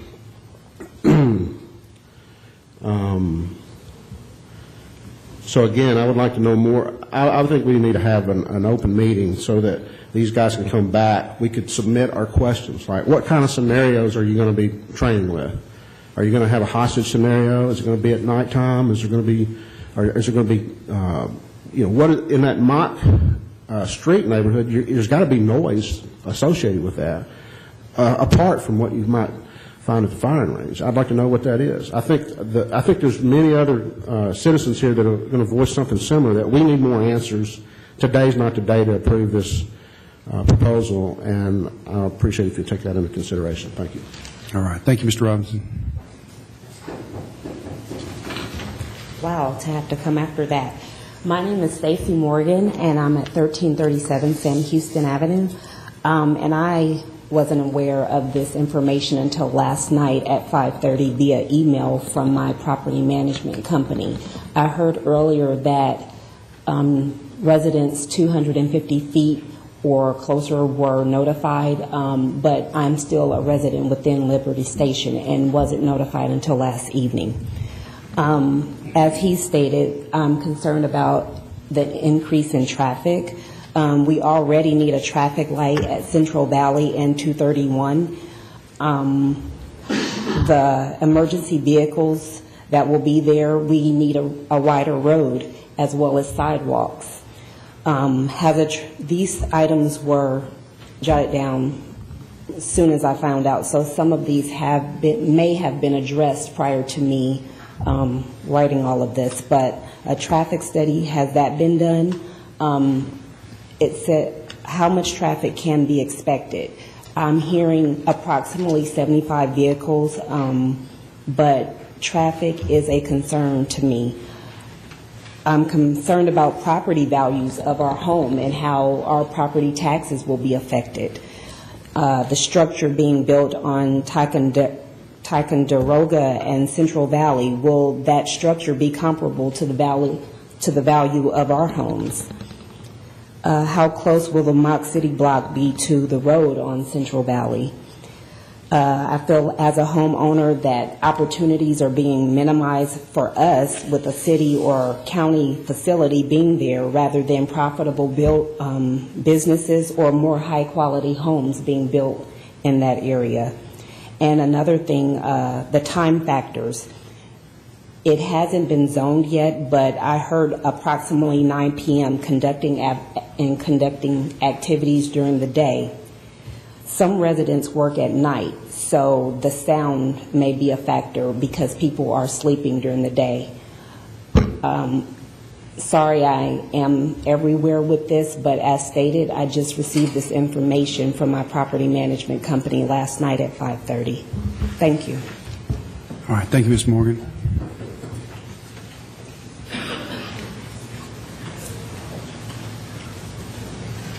Good afternoon, ladies and gentlemen. My name is Brad Mankin. I have the privilege of living at 1135 Central Valley Road. Thank you for the opportunity to leave that information with you in a few photographs. If I have funny eyes, I've had 2 grandchildren in the last 72 hours, so we're dealing with it in a positive way here. I'm voicing my opposition to the zoning appeal for 3 reasons. 1, safety concerns. 2, negative impact on property value and marketability. And 3, quality of life. And these things have been mentioned already. But let me just share this with you. If you haven't been down Central Valley Road recently, it's a very dangerous road. Why is it dangerous? Number 1, Central Valley Road from 840 to Memorial is 3.2 miles. No stop signs, no traffic lights, no moderation of behavior. So what we have is a road containing sharp turns, blind spots, rapid hill descent, and lack of shoulders. And the best example of threats and damage, I've lost a mailbox recently, $500, almost got killed this Saturday trying to mow my yard. We have a tremendous number of heavy-duty trucks that are transporting dirt to the Middle Point landfill. I congratulate the landfill for what they're doing, but we are a city and we are a neighborhood under siege because we literally have had thousands of trips of trucks up and down the road this year, probably at least 100 today, several hundred Saturday. And I feel for the police officer in vehicle 6444 because when he turned off of Memorial and went up that first hill, one of the dirt trucks missed him by about half an inch. He was on that side of the road where the police officer was. We've experienced a lot of rapid deterioration of the road. We have about 3 or 4 locations based upon all the increased traffic that have had to been passed along the way. That's also my concern about this increased number of vehicles, however many of those are. One of those photographs shows my next door neighbor that did a little semicircle because it's fearful to get out of your own driveway. You take your life in your hands.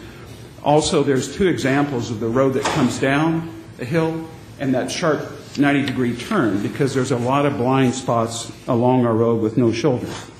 So there's been modifications. There's been people trying to prevent accidents happening. Property value, talked to Vaughn Dotson a couple of hours ago with one of the local realtors, Keller Williams, and he talked about the potential for dramatic decrease in property values with these things coming in place. I know there's the open firing range at OK Corral and there's other locations, but no matter how muffled the sound, and no matter how muffled the sound of the canines, that's not a selling point. That's going to be something that I would just ask all of you, would you move there? Would you recommend your children move there? Would you have your parents move there to that location with all these things envisioned? Quality of life issues. For the last year, this is important to know, from 5:30 in the morning until 6 o'clock at night, day in and day out, we've had thousands of trips of trucks with the dirt supporting the landfill. That's a good project, but for us, it's been amazingly challenging and difficult. Additional noise only will compound this problem. We're a location under siege. I would challenge you just to come out on a Saturday and see what happens, or any time during the day. We've lodged complaints with the city. There's been, I've talked to Craig Almanza, a great guy, environmental engineer, Republic at landfill, and he's aware of the complaints that have been filed as well. Contributing our fair share. I would say this.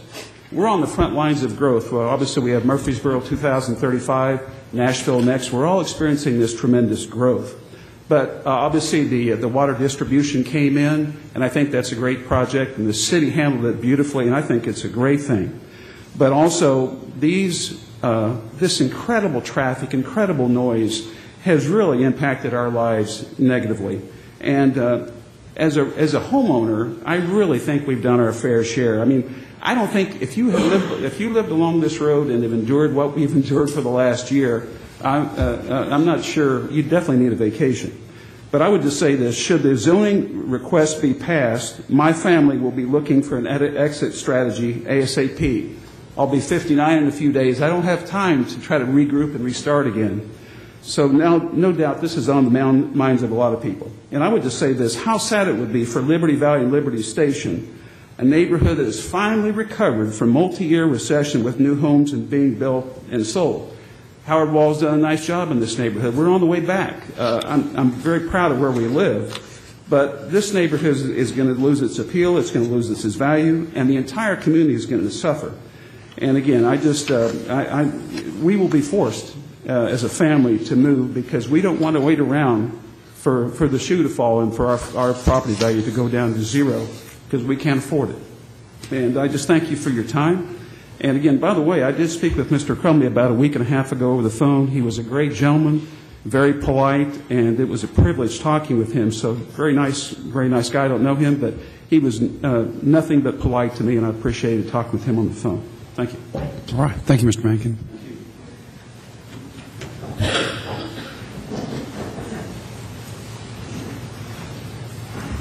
Good afternoon. My name is Sasha Fallon, and I live at 1155 Central Valley, directly across from this application. My husband and I have 3 very young children, 2, 3, and 5. And we've looked at similar facilities online, and they look like prisons. And they have fence surrounding them, just as you had said, to keep out people who are not invited in. But they don't. They look like prisons. This is a beautiful area. We love living here. We have lived here 8 years. We have raised 3 children here. We are appalled to think that a canine unit will be out there barking all of the time, and a gun range. You said grenades would be thrown out, and several rifles at a time. We have 3 young children. The 4 houses that surround us and touch our house, there's 10 kids. Half of those are under 6.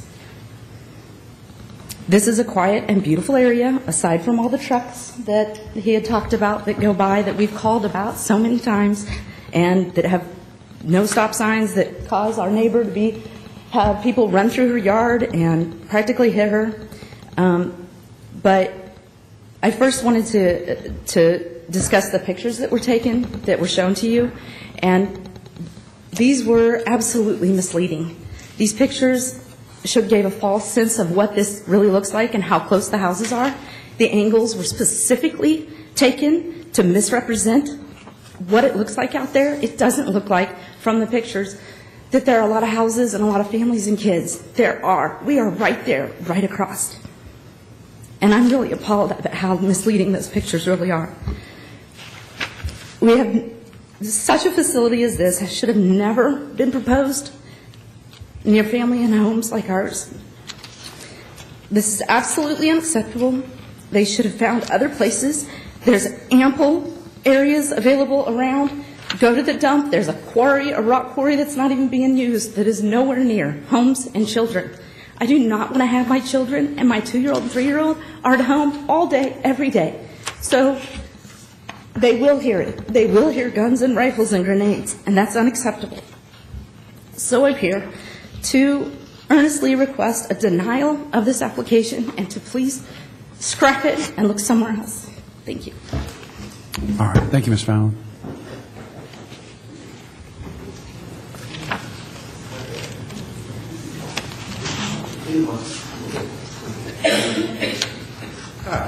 My name's Larry Lewis. I live at 1165 Central Valley Road. If you'll put up that proposal back up, the track that shows what everything is, where it's all at. With the cable department, put that back up. There we go. If you look along this Central Valley Road, and those houses are numbered, my house is number 1 right there. Okay, and that's right in the corner where Central Valley turns north. And there's going to be a parking lot right across the road from my house with some buildings there. Don't see how that can be hid from my house. That's pretty close to the road. It'd have to be a pretty short building. I don't believe you can stand up in it. So I don't think that's possible. As far as the traffic's concerned, there is a lot of traffic on that road. And people are going by, I say, I'm right in the middle between the curve where this gentleman was talking and the S-curve on the other end. And when they come by my house, they're doing 60 miles an hour. So there's a lot of wrecks out there. There's just one this afternoon. Every night, almost every night, somebody runs off that S-curve on the other end down there. So, it's pretty, I just don't like the way it's proposed. You're going to do some night training, okay? And you've mentioned 9 o'clock. If you're going to do night training in the summertime, and you're going to do it at dark, you're going to have to be there after 9 o'clock, because it don't get dark till 8:30. So, that don't leave you much about 30 minutes to get your training done. So, that's a lot to think about when you're trying to sleep at night. I worked 45 years at midnights. I'd kind of like to sleep at night the rest of my life, okay? All right. Thank you, Mr. Lewis.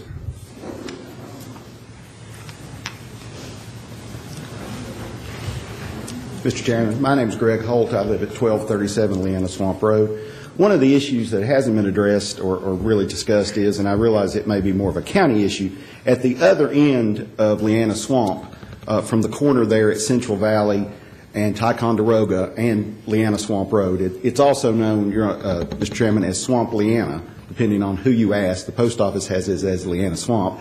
I hope that the emergency services know the difference, in case I have to call. But at the other end, there is a very dangerous S-curve. There are wrecks there constantly. I realize that's owned by the county, and the city probably can't do anything about it. But the increase in traffic, both from construction, we're still looking at constructing this thing, is going to be tremendous. Also, the building that is proposed that we really don't know anything about. Is it going to be 2-story, 1-story? How large a building? How many more personnel will be there when they do construct this building at the corner of Ticonderoga and Central Valley Road? I understand that may be phase 2. But we don't know when that will occur. Will it be next year or 10 years? Until such time as the thoroughfare plan is completed, you're going to have all that traffic on those 2-lane roads.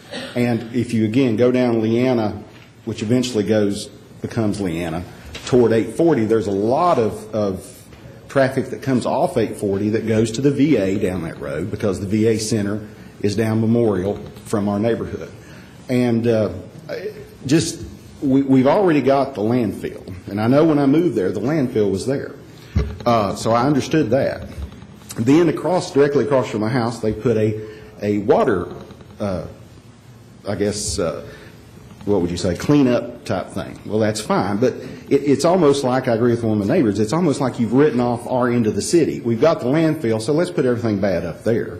And it's going to negatively affect our property values. I mean, when I moved there, it was country. I realize there's development, but this is asking for too much to put this type of facility in that type of area. And there are, I believe Mr. Wall said, or potentially 500 homes, 400 homes there. That's a very, very large development to have a range that may have grenades, that may have automatic weapons.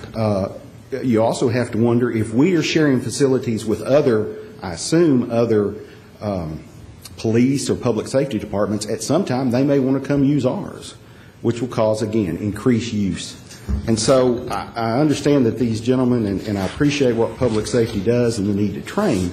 I just don't think you ought to put this facility across from a 500 or potentially 500 house development. Thank you. All right. Thank you, Mr. Holt. My name is Mary Catherine Hughes. I'm at 1145 Central Valley Road. I think on your picture I'm house number 3. My first proposal to anyone in the city of Murfreesboro would be to get some driver's training for some truck drivers who are hauling dirt, who missed my child by 15 minutes in May and ran up in a tree in my yard and destroyed my front yard, thus embarking me and my family to invest in a $6,000 circle driveway in the last 2 months under the direction of Howard Walls for safety for my family. The road is way too narrow and there is way too much traffic. Let me give you a actual statistic for the day that the city truck driver ran into my yard and missed my 2 children waiting for the Siegel Elementary bus and the Siegel Middle bus, and came directly in between those 2 pickups, which are exactly 7 minutes apart. When the city driver ran into my yard, he must, according to the markings on the street, it looks as if he did a 360 according to the police, in a dump truck full of dirt. Let me remind you, in between 2 S-curves. Okay? When that happened, he ran up my tree in my front yard and proceeded to drive away and left without leaving a word. My middle schooler goes out to get on the bus and finds the destroyed front yard. While I wait for the police to come, because my first impulse, I'm calling 911, someone has just destroyed my front yard and almost hit my house. 37 dump trucks go by in the next 2 hours. This is from 6 a.m. to 8:30. I'm just talking about 2.5 hours of the day. And this goes on every day, with the exception of Sunday. I'm a church person. My husband's a preacher, and we're gone from 6 in the morning on Sunday till 10 at night on Sunday. And so I can't speak for Sundays, but I can tell you it does not slow down on Saturday. The road is too narrow for any kind of development. I'm talking like if somebody wanted to put in a housing development across the street from us right now in that field, I would highly discourage that, because the road's got to have some help. We got to have some help on that road.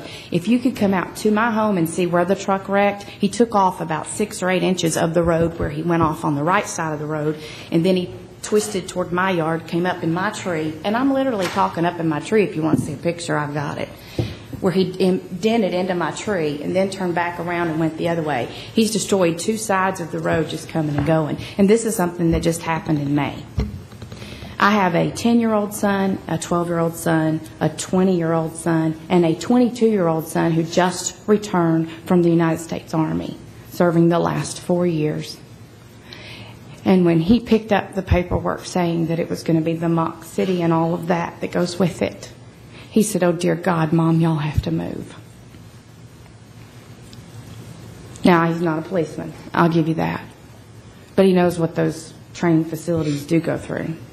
So on behalf of families that are nearby, I'm just asking you to really consider. My question to you is this: if the property values of our homes go down, and it will, then the taxes that we pay Murfreesboro City will also go down, and they will. I guess that's how the housing market works. I'm just a little homemaker. I teach piano lessons in my home, and I have an average of 15 to 20 students coming and going out of my brand new driveway every day.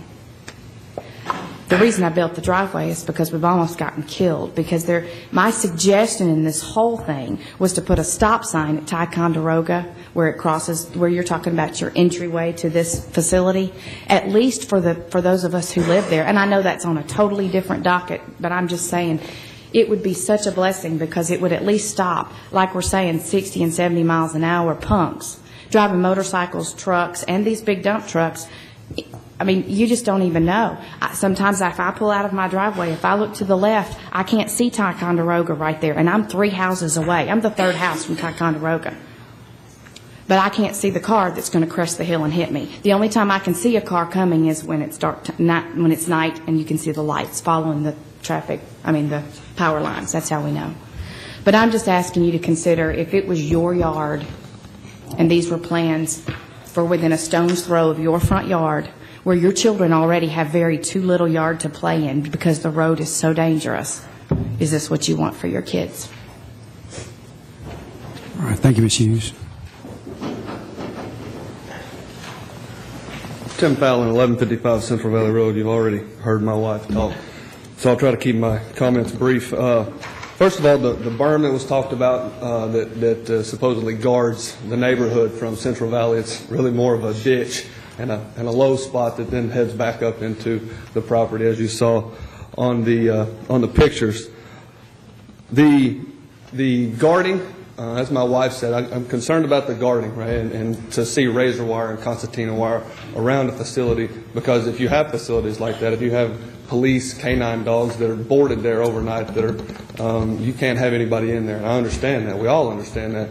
But to get that type of safety and security at an unmanned facility would have to be fairly substantial, and that would be able to be seen. They also talked about the numerous phases of construction. Right now we're talking about the first phase, right? We're talking about the firing range that obviously is going to be able to be heard throughout the neighborhood, and the other facilities, the entire city block. But they continue to talk about numerous phases, and in the future we'll do this with the burn tower, and in the future we'll do this with the mock city. Where does that end, right? Where are these plans? What is the timing of these plans, and what will continue to be added to this site and this facility to further continue to devalue our property?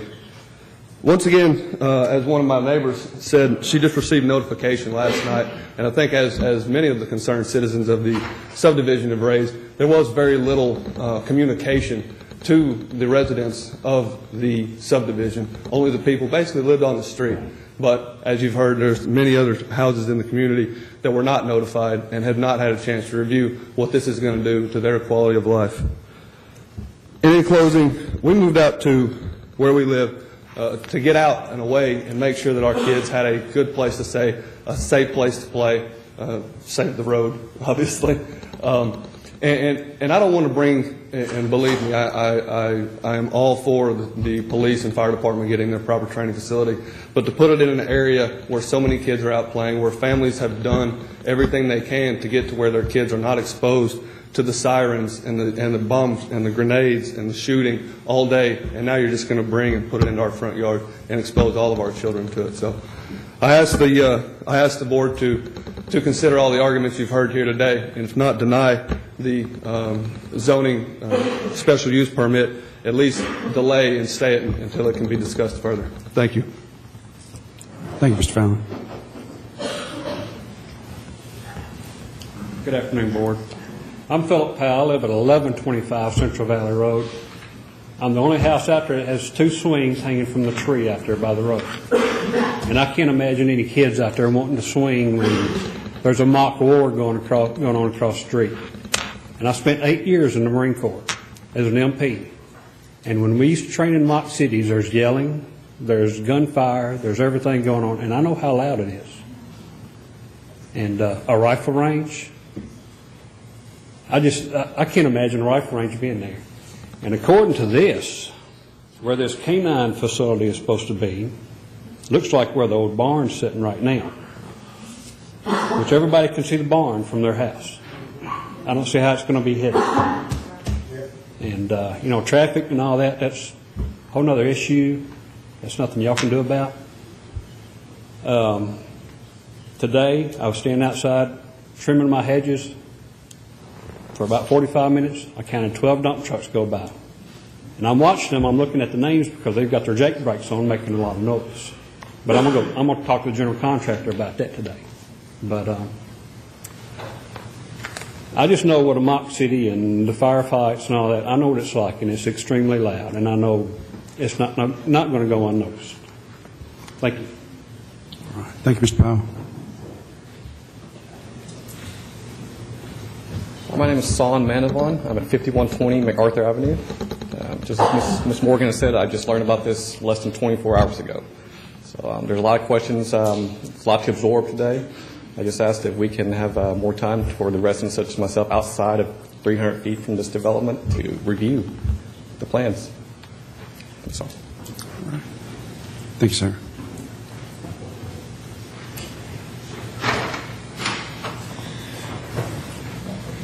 Good afternoon. My name is Ruth Shirey.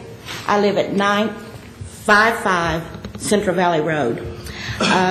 If you have a copy of this with you, I am the property number 55, right on the curve where they're going to make the opening.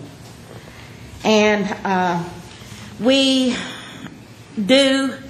realize everything can't be perfectly quiet in a neighborhood and peaceful, but we already deal with the dangers of the road, the wrecks, and the dump trucks.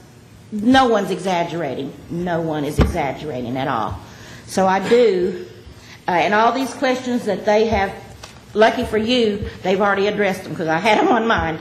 But I do wish you would consider that we do already have our quota of dealing with the dump trucks and the wrecks and everything, and will give us a chance to either postpone this as approving it today and have a meeting either together so where we can all talk with I don't know who it would be, Mr. Chumley, I guess, or whatever, Crumley, and have a meeting with us personally, all together, to ask him questions and see if he can help us. But I don't think that in fact, when he showed the views standing on the property where they want to build this, our garage was in one of those photos where you come down, and we're on a hill there, right on the curve.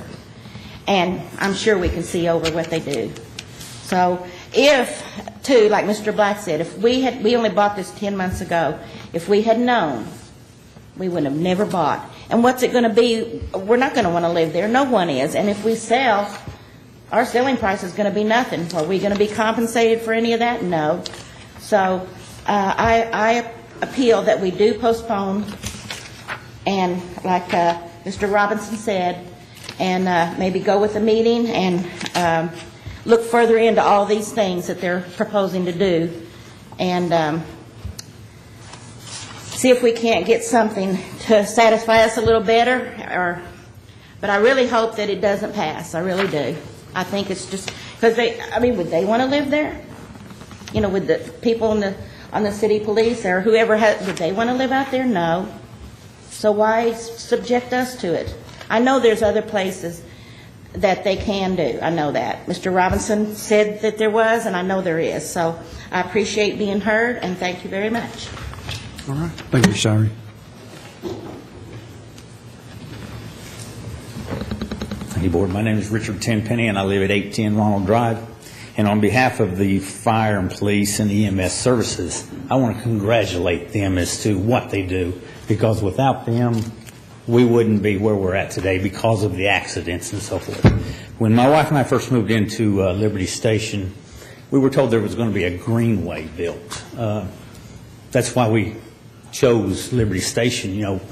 We didn't have any idea that this kind of proposal was going to come up, because like anybody else, if I'd known it, we would not have bought there. I think there are other places, there are other acreages somewhere within Rutherford County that we can go. We pay tax dollars for everything else. Why don't we pay extra tax dollars for the fire, police, EMS to travel out to other places, use other facilities? We're already doing it, and let's just not have it in our backyard. Thank you. Thank you, Mr. Tenpenny.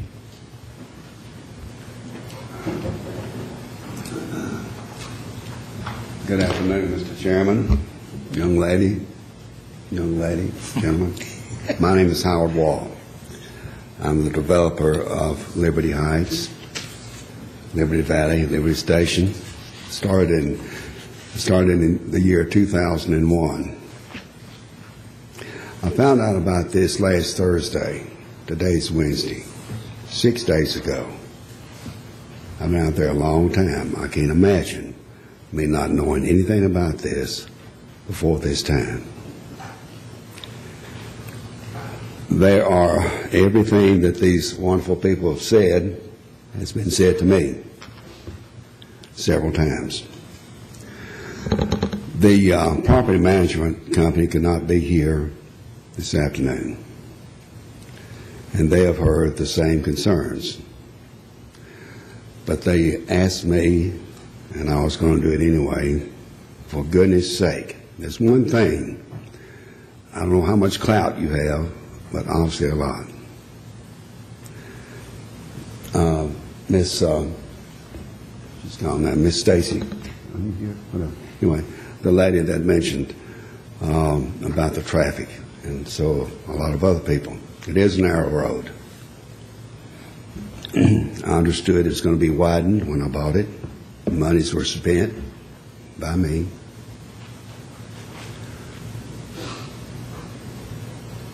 But everyone has said, again, the management company, whatever you do, there's already been people killed on the curve out there. The young cheerleader a few years ago.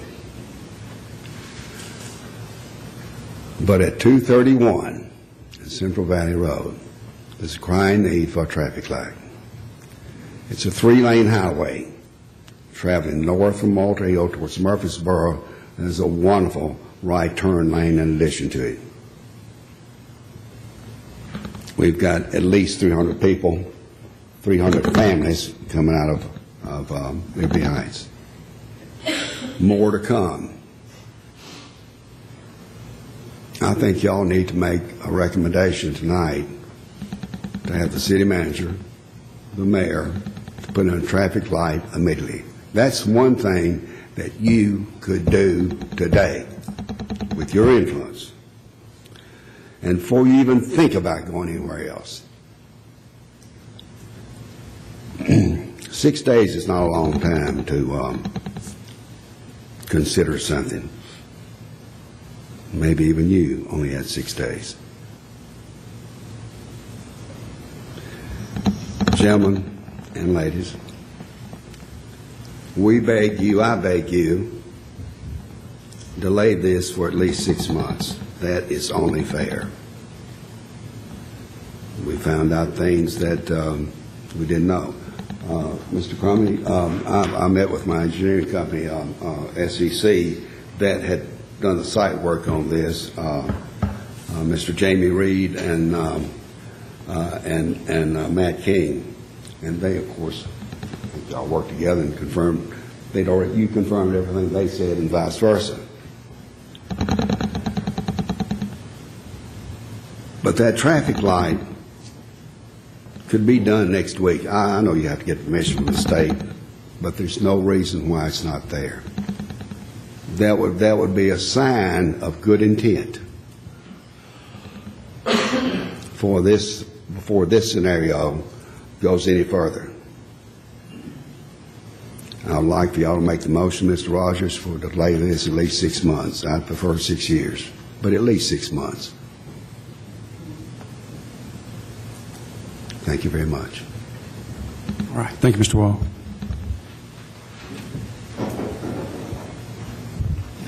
My name is Brian Reel, 912 Central Valley Road. Beside Punk Rooker, and he's the only one older than I am out there. I've been there 40 years. Mr. Black, who I never met, lives across the road. and the lady that was just up here lives right there in the S-curve. I'm on the other side of that S-curve. One of the proposals, I didn't think it would be the main entrance into this endeavor, is in the middle of that S-curve. People run off that curve all the time, and even coming out of our driveway, we have to look right and left about 6 times before we stick our nose out in the road, or we're going to be killed. And you coming out of that entry and exit way into this proposal, that's the worst place in the whole area that you could put it. Around the corner would be much nicer. They probably haven't been there long enough to sit in that curve for a few days and look around. Last Wednesday or Thursday in my mailbox, I got the site plan and a notice about this meeting. We always hear scuttlebutt being out there so long. There was going to be a dog facility there a few months ago or last year, and then maybe a rifle range. And I said, well, I haven't heard anything about it. And one of my patients told me that said, yeah, we're working on a site development for a canine facility. And I said, well, that's neat. I hope we hear about it. And then that company's gone, and then a new company comes in. I'm not familiar with them, but now it's a whole mock city out there. So it's all of a sudden jumped into a big endeavor. Now, I don't blame the police for training out there. They're wonderful. They need a place. I wish it was a little more isolated from us.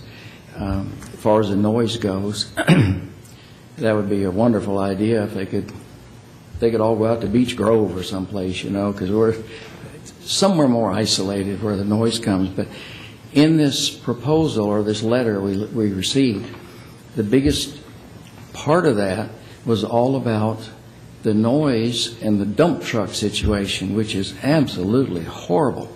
And I won't go into any more detail and all that because the people in front of me have addressed it very well. I don't want to take your time up anymore. But they must be on a per load basis of pay, because they come through there at 90 miles an hour. They come into that S-curve right in front of my house and backfire or whatever it is. Hell, I think I'm back in Vietnam again. It scares you to death when you hear it. It's just like it's awful. And then they take off around the curve, so I figure they're paid by the load, because I don't keep track of what truck goes by, but man, they're in a hurry to hurry up and get the next load. It's a shame that they even have to do it out at our famous landfill out there.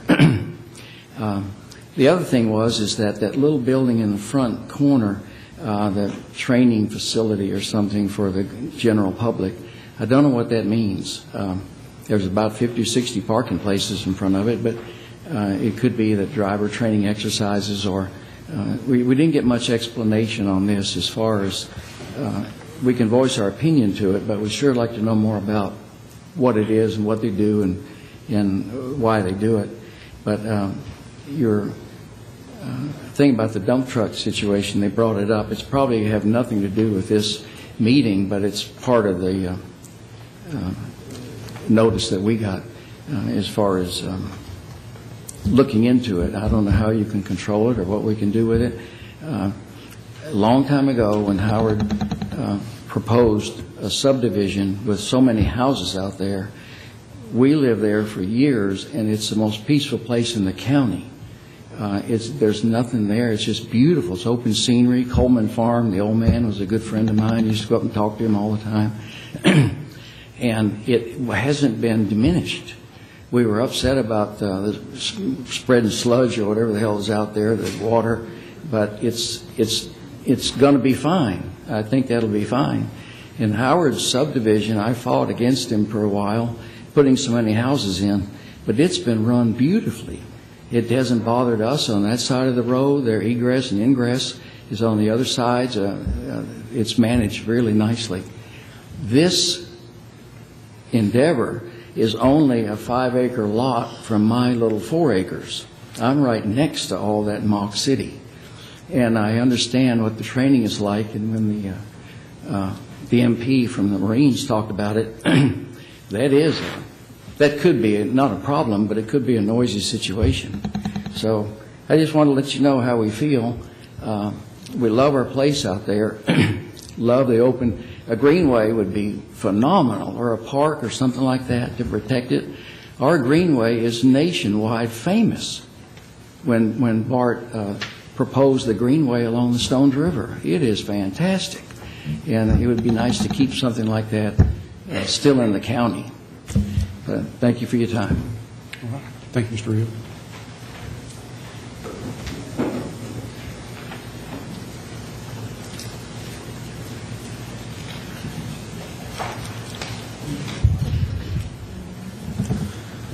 My name's Tony Henry. I live at 806 Ronald Drive.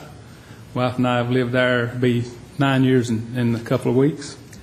I only really have two things to mention. The first one being the permit for the institutional group assembly. I just wonder in my own mind, not having any more information than I do, if that would allow a possibility for youth detention centers or correction facilities to be built in that area. That's one thing on my mind. And the only other thing I have,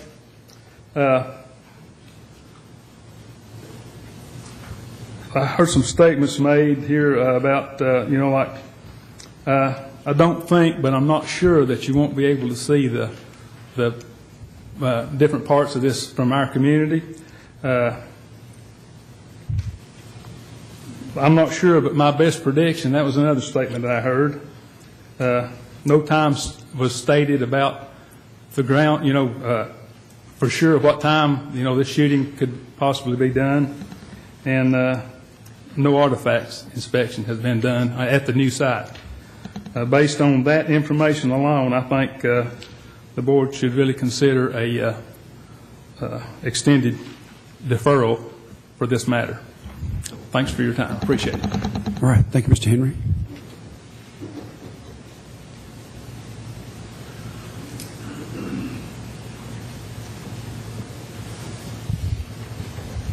Good afternoon. My name is Andy Donnelly. I'm a resident in Liberty Station at 5256 Reagan Drive. My residence backs up to Central Valley Road. It's not right on it, but it's a few feet away from it. And my rear porch looks back onto this development.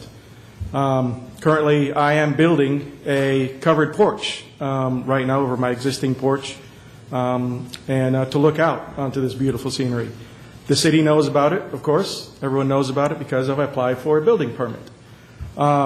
And these guys have been saying they've been good neighbors and saying, we've been good, and we have not heard one thing about it. They've been working on it for a year. And you can see from these plans, I believe there's 20, I thought I saw 27 documents. So the planners and civil engineers have gone through a good bit of programming and working with the police and fire departments to get this really programmed really well. But nothing has been said to the community, not one word. I am against this being right here. The city owns 460 acres, as you know, right here, and they have chosen to put the most disruptive use of this property closest to the property owners, the existing residential properties, the most disruptive use. They've got 460 acres. I know they've considered other ones. This is not the place. There is a field back there, and there is existing tree lines. It's a couple of tree lines to the west of this property. And the program looks like it's been trickled out past that field. So if the program use was confined to that field and confined to non-noisy uses, I think that would be okay. The communications tower, things like that. But it seems like a lot of these program uses are very, very noisy. Take this firing, for instance. No one has considered, we all love to go down to the Stones River, canoe, kayak, take our kids down there, and then bam, bam, bam, you've got a firing range next to the Stones River. That's horrible, horrible planning. Horrible planning. The use group. I know the zoning, you've called it institutional.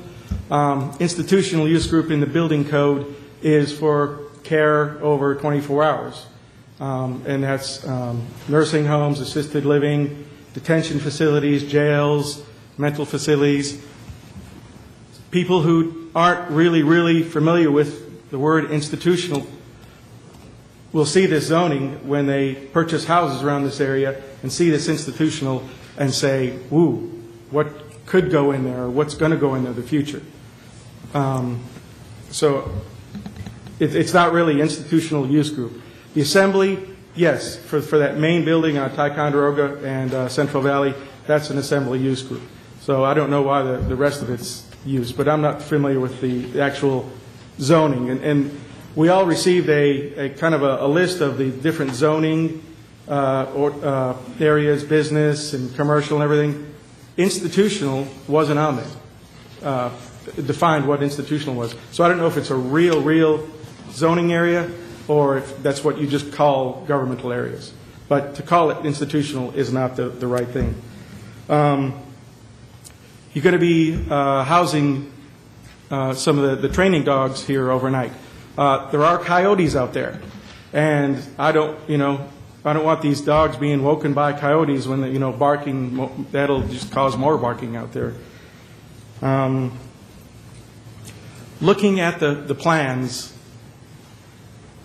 it seems that the parking lot, the dive area, all these areas where the barn are going to be seen from residents along Central Valley and in the neighborhood. There's no overlay of where the new construction is and where the trees are, but looking at the satellite view and the plan together, you can tell some of those existing tree lines to the west, right in the middle of the development, are being looks like they are going to be taken down. You've got the roads, the road coming off of the corner at Central Valley and the other one just a little bit north off of Ticonderoga. No one has considered moving those, if this goes through, moving those to the northern end near the Stones River. That would take, the same traffic would be on there, but the traffic wouldn't be coming right off the corners and right off the most dangerous areas. You'd move all that traffic north away from the main intersections. Of course, the light would be a disruptive in these parking lots. Another thing about the noise. He said about 60 decibels, which is about talking level, and that's correct. You have to understand the noise is what we think it is. You can sit peacefully reading a newspaper and have 80 decibel subway train around you and be perfectly normal. It'd be fine. But if you're sitting or standing out there on Central Valley Road, your expectation back behind us in a 300-person neighborhood is that it's quiet. Our expectation out there is quiet. We don't need the sound, even though it's low, they said from the sound test, of bang, bang, bang, bang, bang, bang, bang, and screeching car tires, and people yelling at this mock city. Putting it so close to these developments and the houses on Central Valley is just bad planning, and working on it for a year, I can't believe anyone went that far without involving any of us. Thank you very much. All right. Thank you, Mr. Donnelly.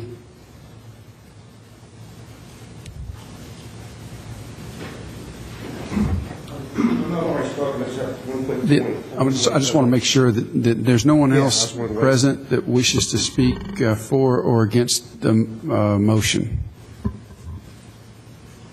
And I don't want to have other people that have already spoken come up and speak again. We don't need to rehash anything. I'm not going to rehash this, actually. Just okay, I'll give you just 1 minute. Sure. Back to the artifacts thing, I'm just wondering if you had paid the $18,000 and done the additional research, maybe they would have dug down and found something significant. Instead, they're going to pave over the parking lot. And the question is, how much does it cost for the 60 by 60 just to do the first part? That costs some money, doesn't it? And they're going to have to do that again.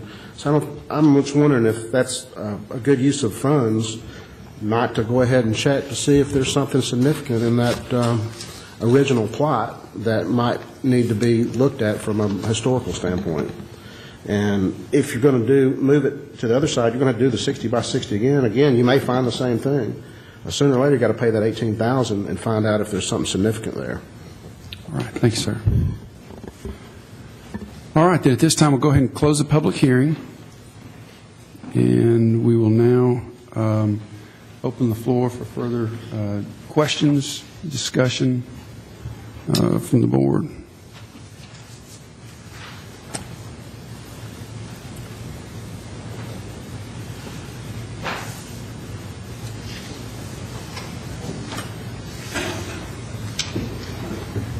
Quiet bunch.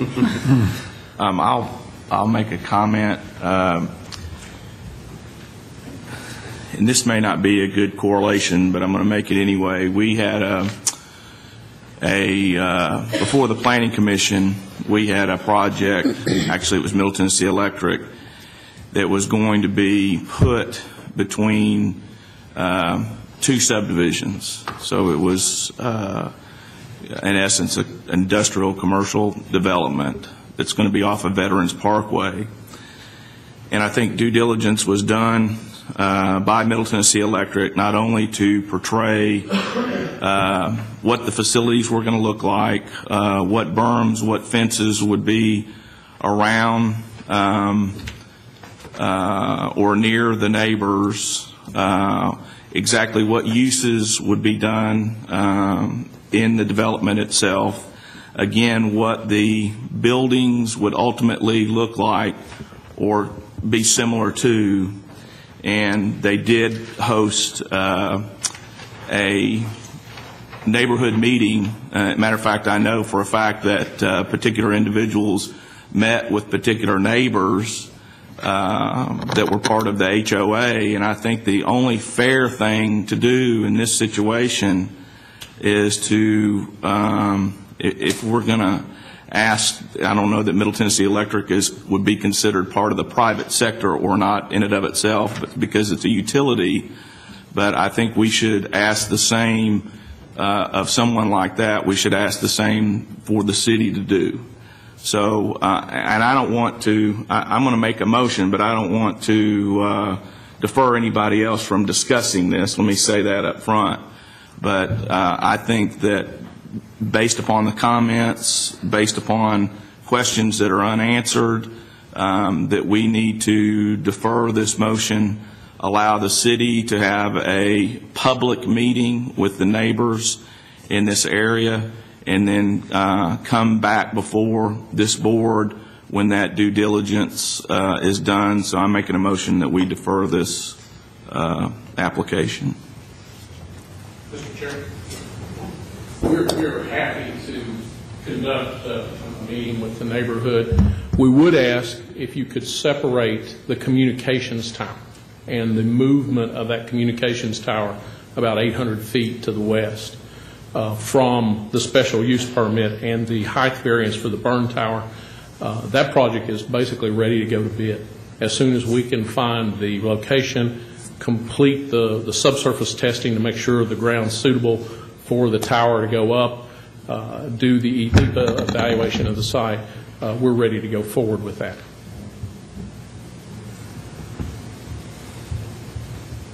Chairman Rogers, this is one that would require these three separate motions. Okay. There are, I believe, three separate issues here, really.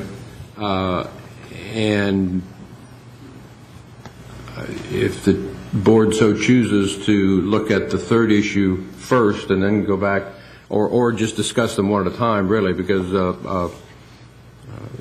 I apologize. I got a little ahead of the game there, but there was a lull in the discussion, so and I apologize, Mr. Ives. Well, I mean, if, technically you're addressing the first issue, which is the special use permit, and there's no reason that the board can't go forward and discuss these in order, or you could take the third one first, however the board might choose. But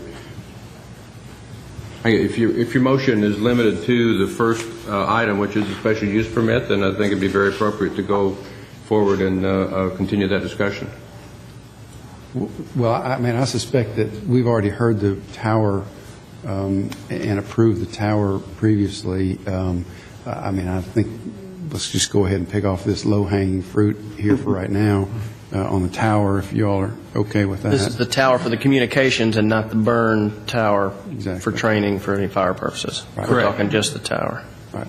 Before we go on that, Mr. Chairman, I apologize, but they put in that request a few months ago for that tower, and we had called and we had gotten plans and everything else. It's clear to me today that they already had plans to build this at that time, and they did not bring that to everybody's attention. So we were concerned about that tower to begin with, but we conceded, trying to be a good faith for the police officers and everybody else that we support.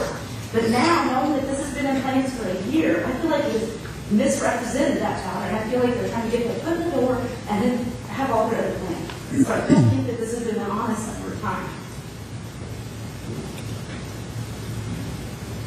All right. You want to take the tower first? That requires the 20-foot variance. We'll approve just the communications tower. No, the 20-foot variance pertains to the proposed burn tower. The special use permit amendment pertains to the communications tower. Okay. That's the third item, the third bullet. Third bullet. On the agenda.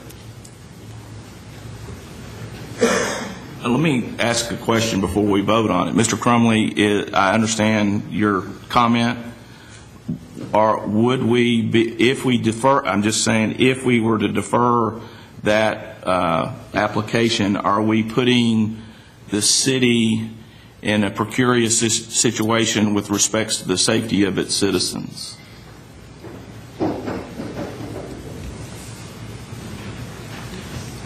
Short term, no. Long term, the improvement of the communication system for fire and police has been on our minds for over 5 years now. Already we have purchased new mobile radios that the fire employees and the police employees carry on their person. We've already added MDTs, the mobile data terminals, to every patrol car, every fire truck, to keep the communications links current technology-wise. It requires not one, but 4, and possibly even a 5th new communications tower. The first 3 towers you approved quite some time ago. The 4th tower you approved last year that was slated to be on the property line with the Corps of Engineers on the farm. Once we found the artifacts, we felt that we needed to move that tower. We've suggested moving it about 800 feet to the west. Other than that, the tower has not changed. It's still a 300-foot tall communications tower. It looks like a tower. That's all I can say. If the tower's approved and it's constructed, but the rest of the project ran into difficulties, would you still want the tower at this location? Actually, Mr. Young, the tower was scheduled for the Coleman Farm along with the K-9 facility before the thought became more comprehensive about bringing all the training facilities to one place. I've only been here 5 years, and I first saw the location of the tower and the K-9 facility 5 years ago. Okay. What's the progress on the remaining towers that were approved last year? They're all ready to go to bid. This is the last. They've not yet been built. No. They're going to bid. It'll all be bid as a single package. Okay.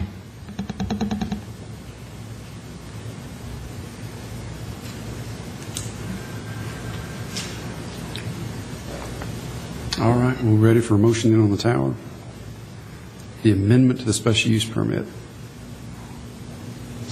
I will make a motion to approve Section 3, the amendment to the special use permit to allow the communications tower. A second. Is that's subject to staff comment? Correct. Mm-hmm. All right, we have a motion and a second. Any further discussion? If not, all in favor say aye. Aye. Any opposed? Aye. Okay. That motion has passed.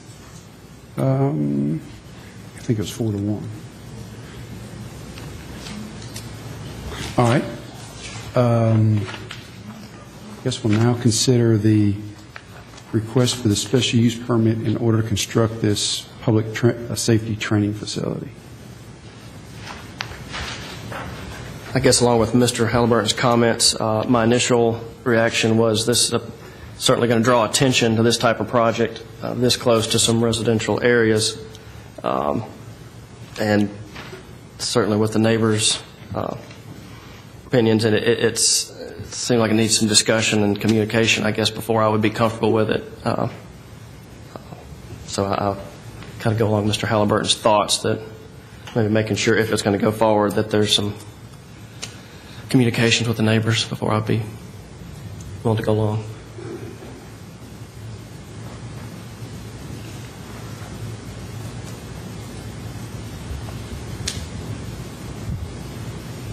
Does a motion remain on the table? We don't have a motion yet. Oh, okay. I'll make a motion that we defer the special use permit in order to construct an industrial group assembly use until the city can meet with the residents and then be brought before this board again.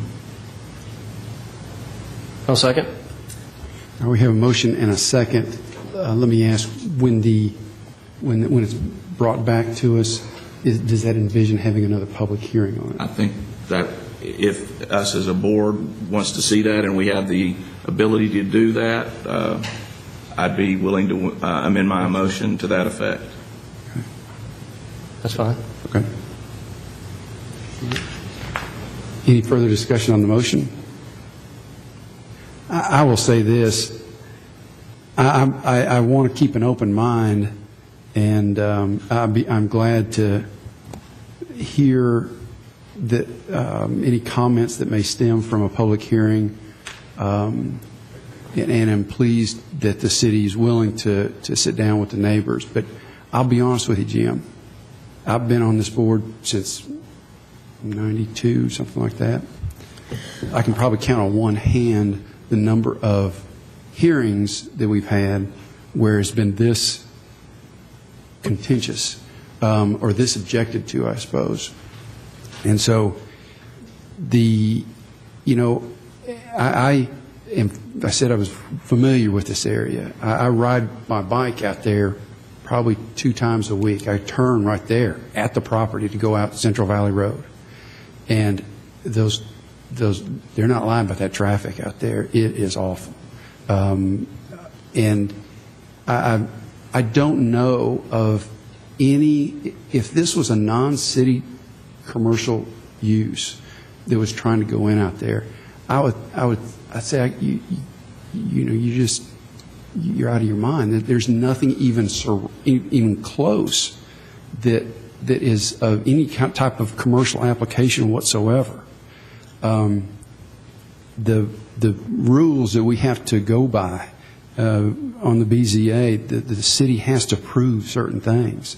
They've got to prove that this proposed use won't have a substantial adverse effect on the adjacent property.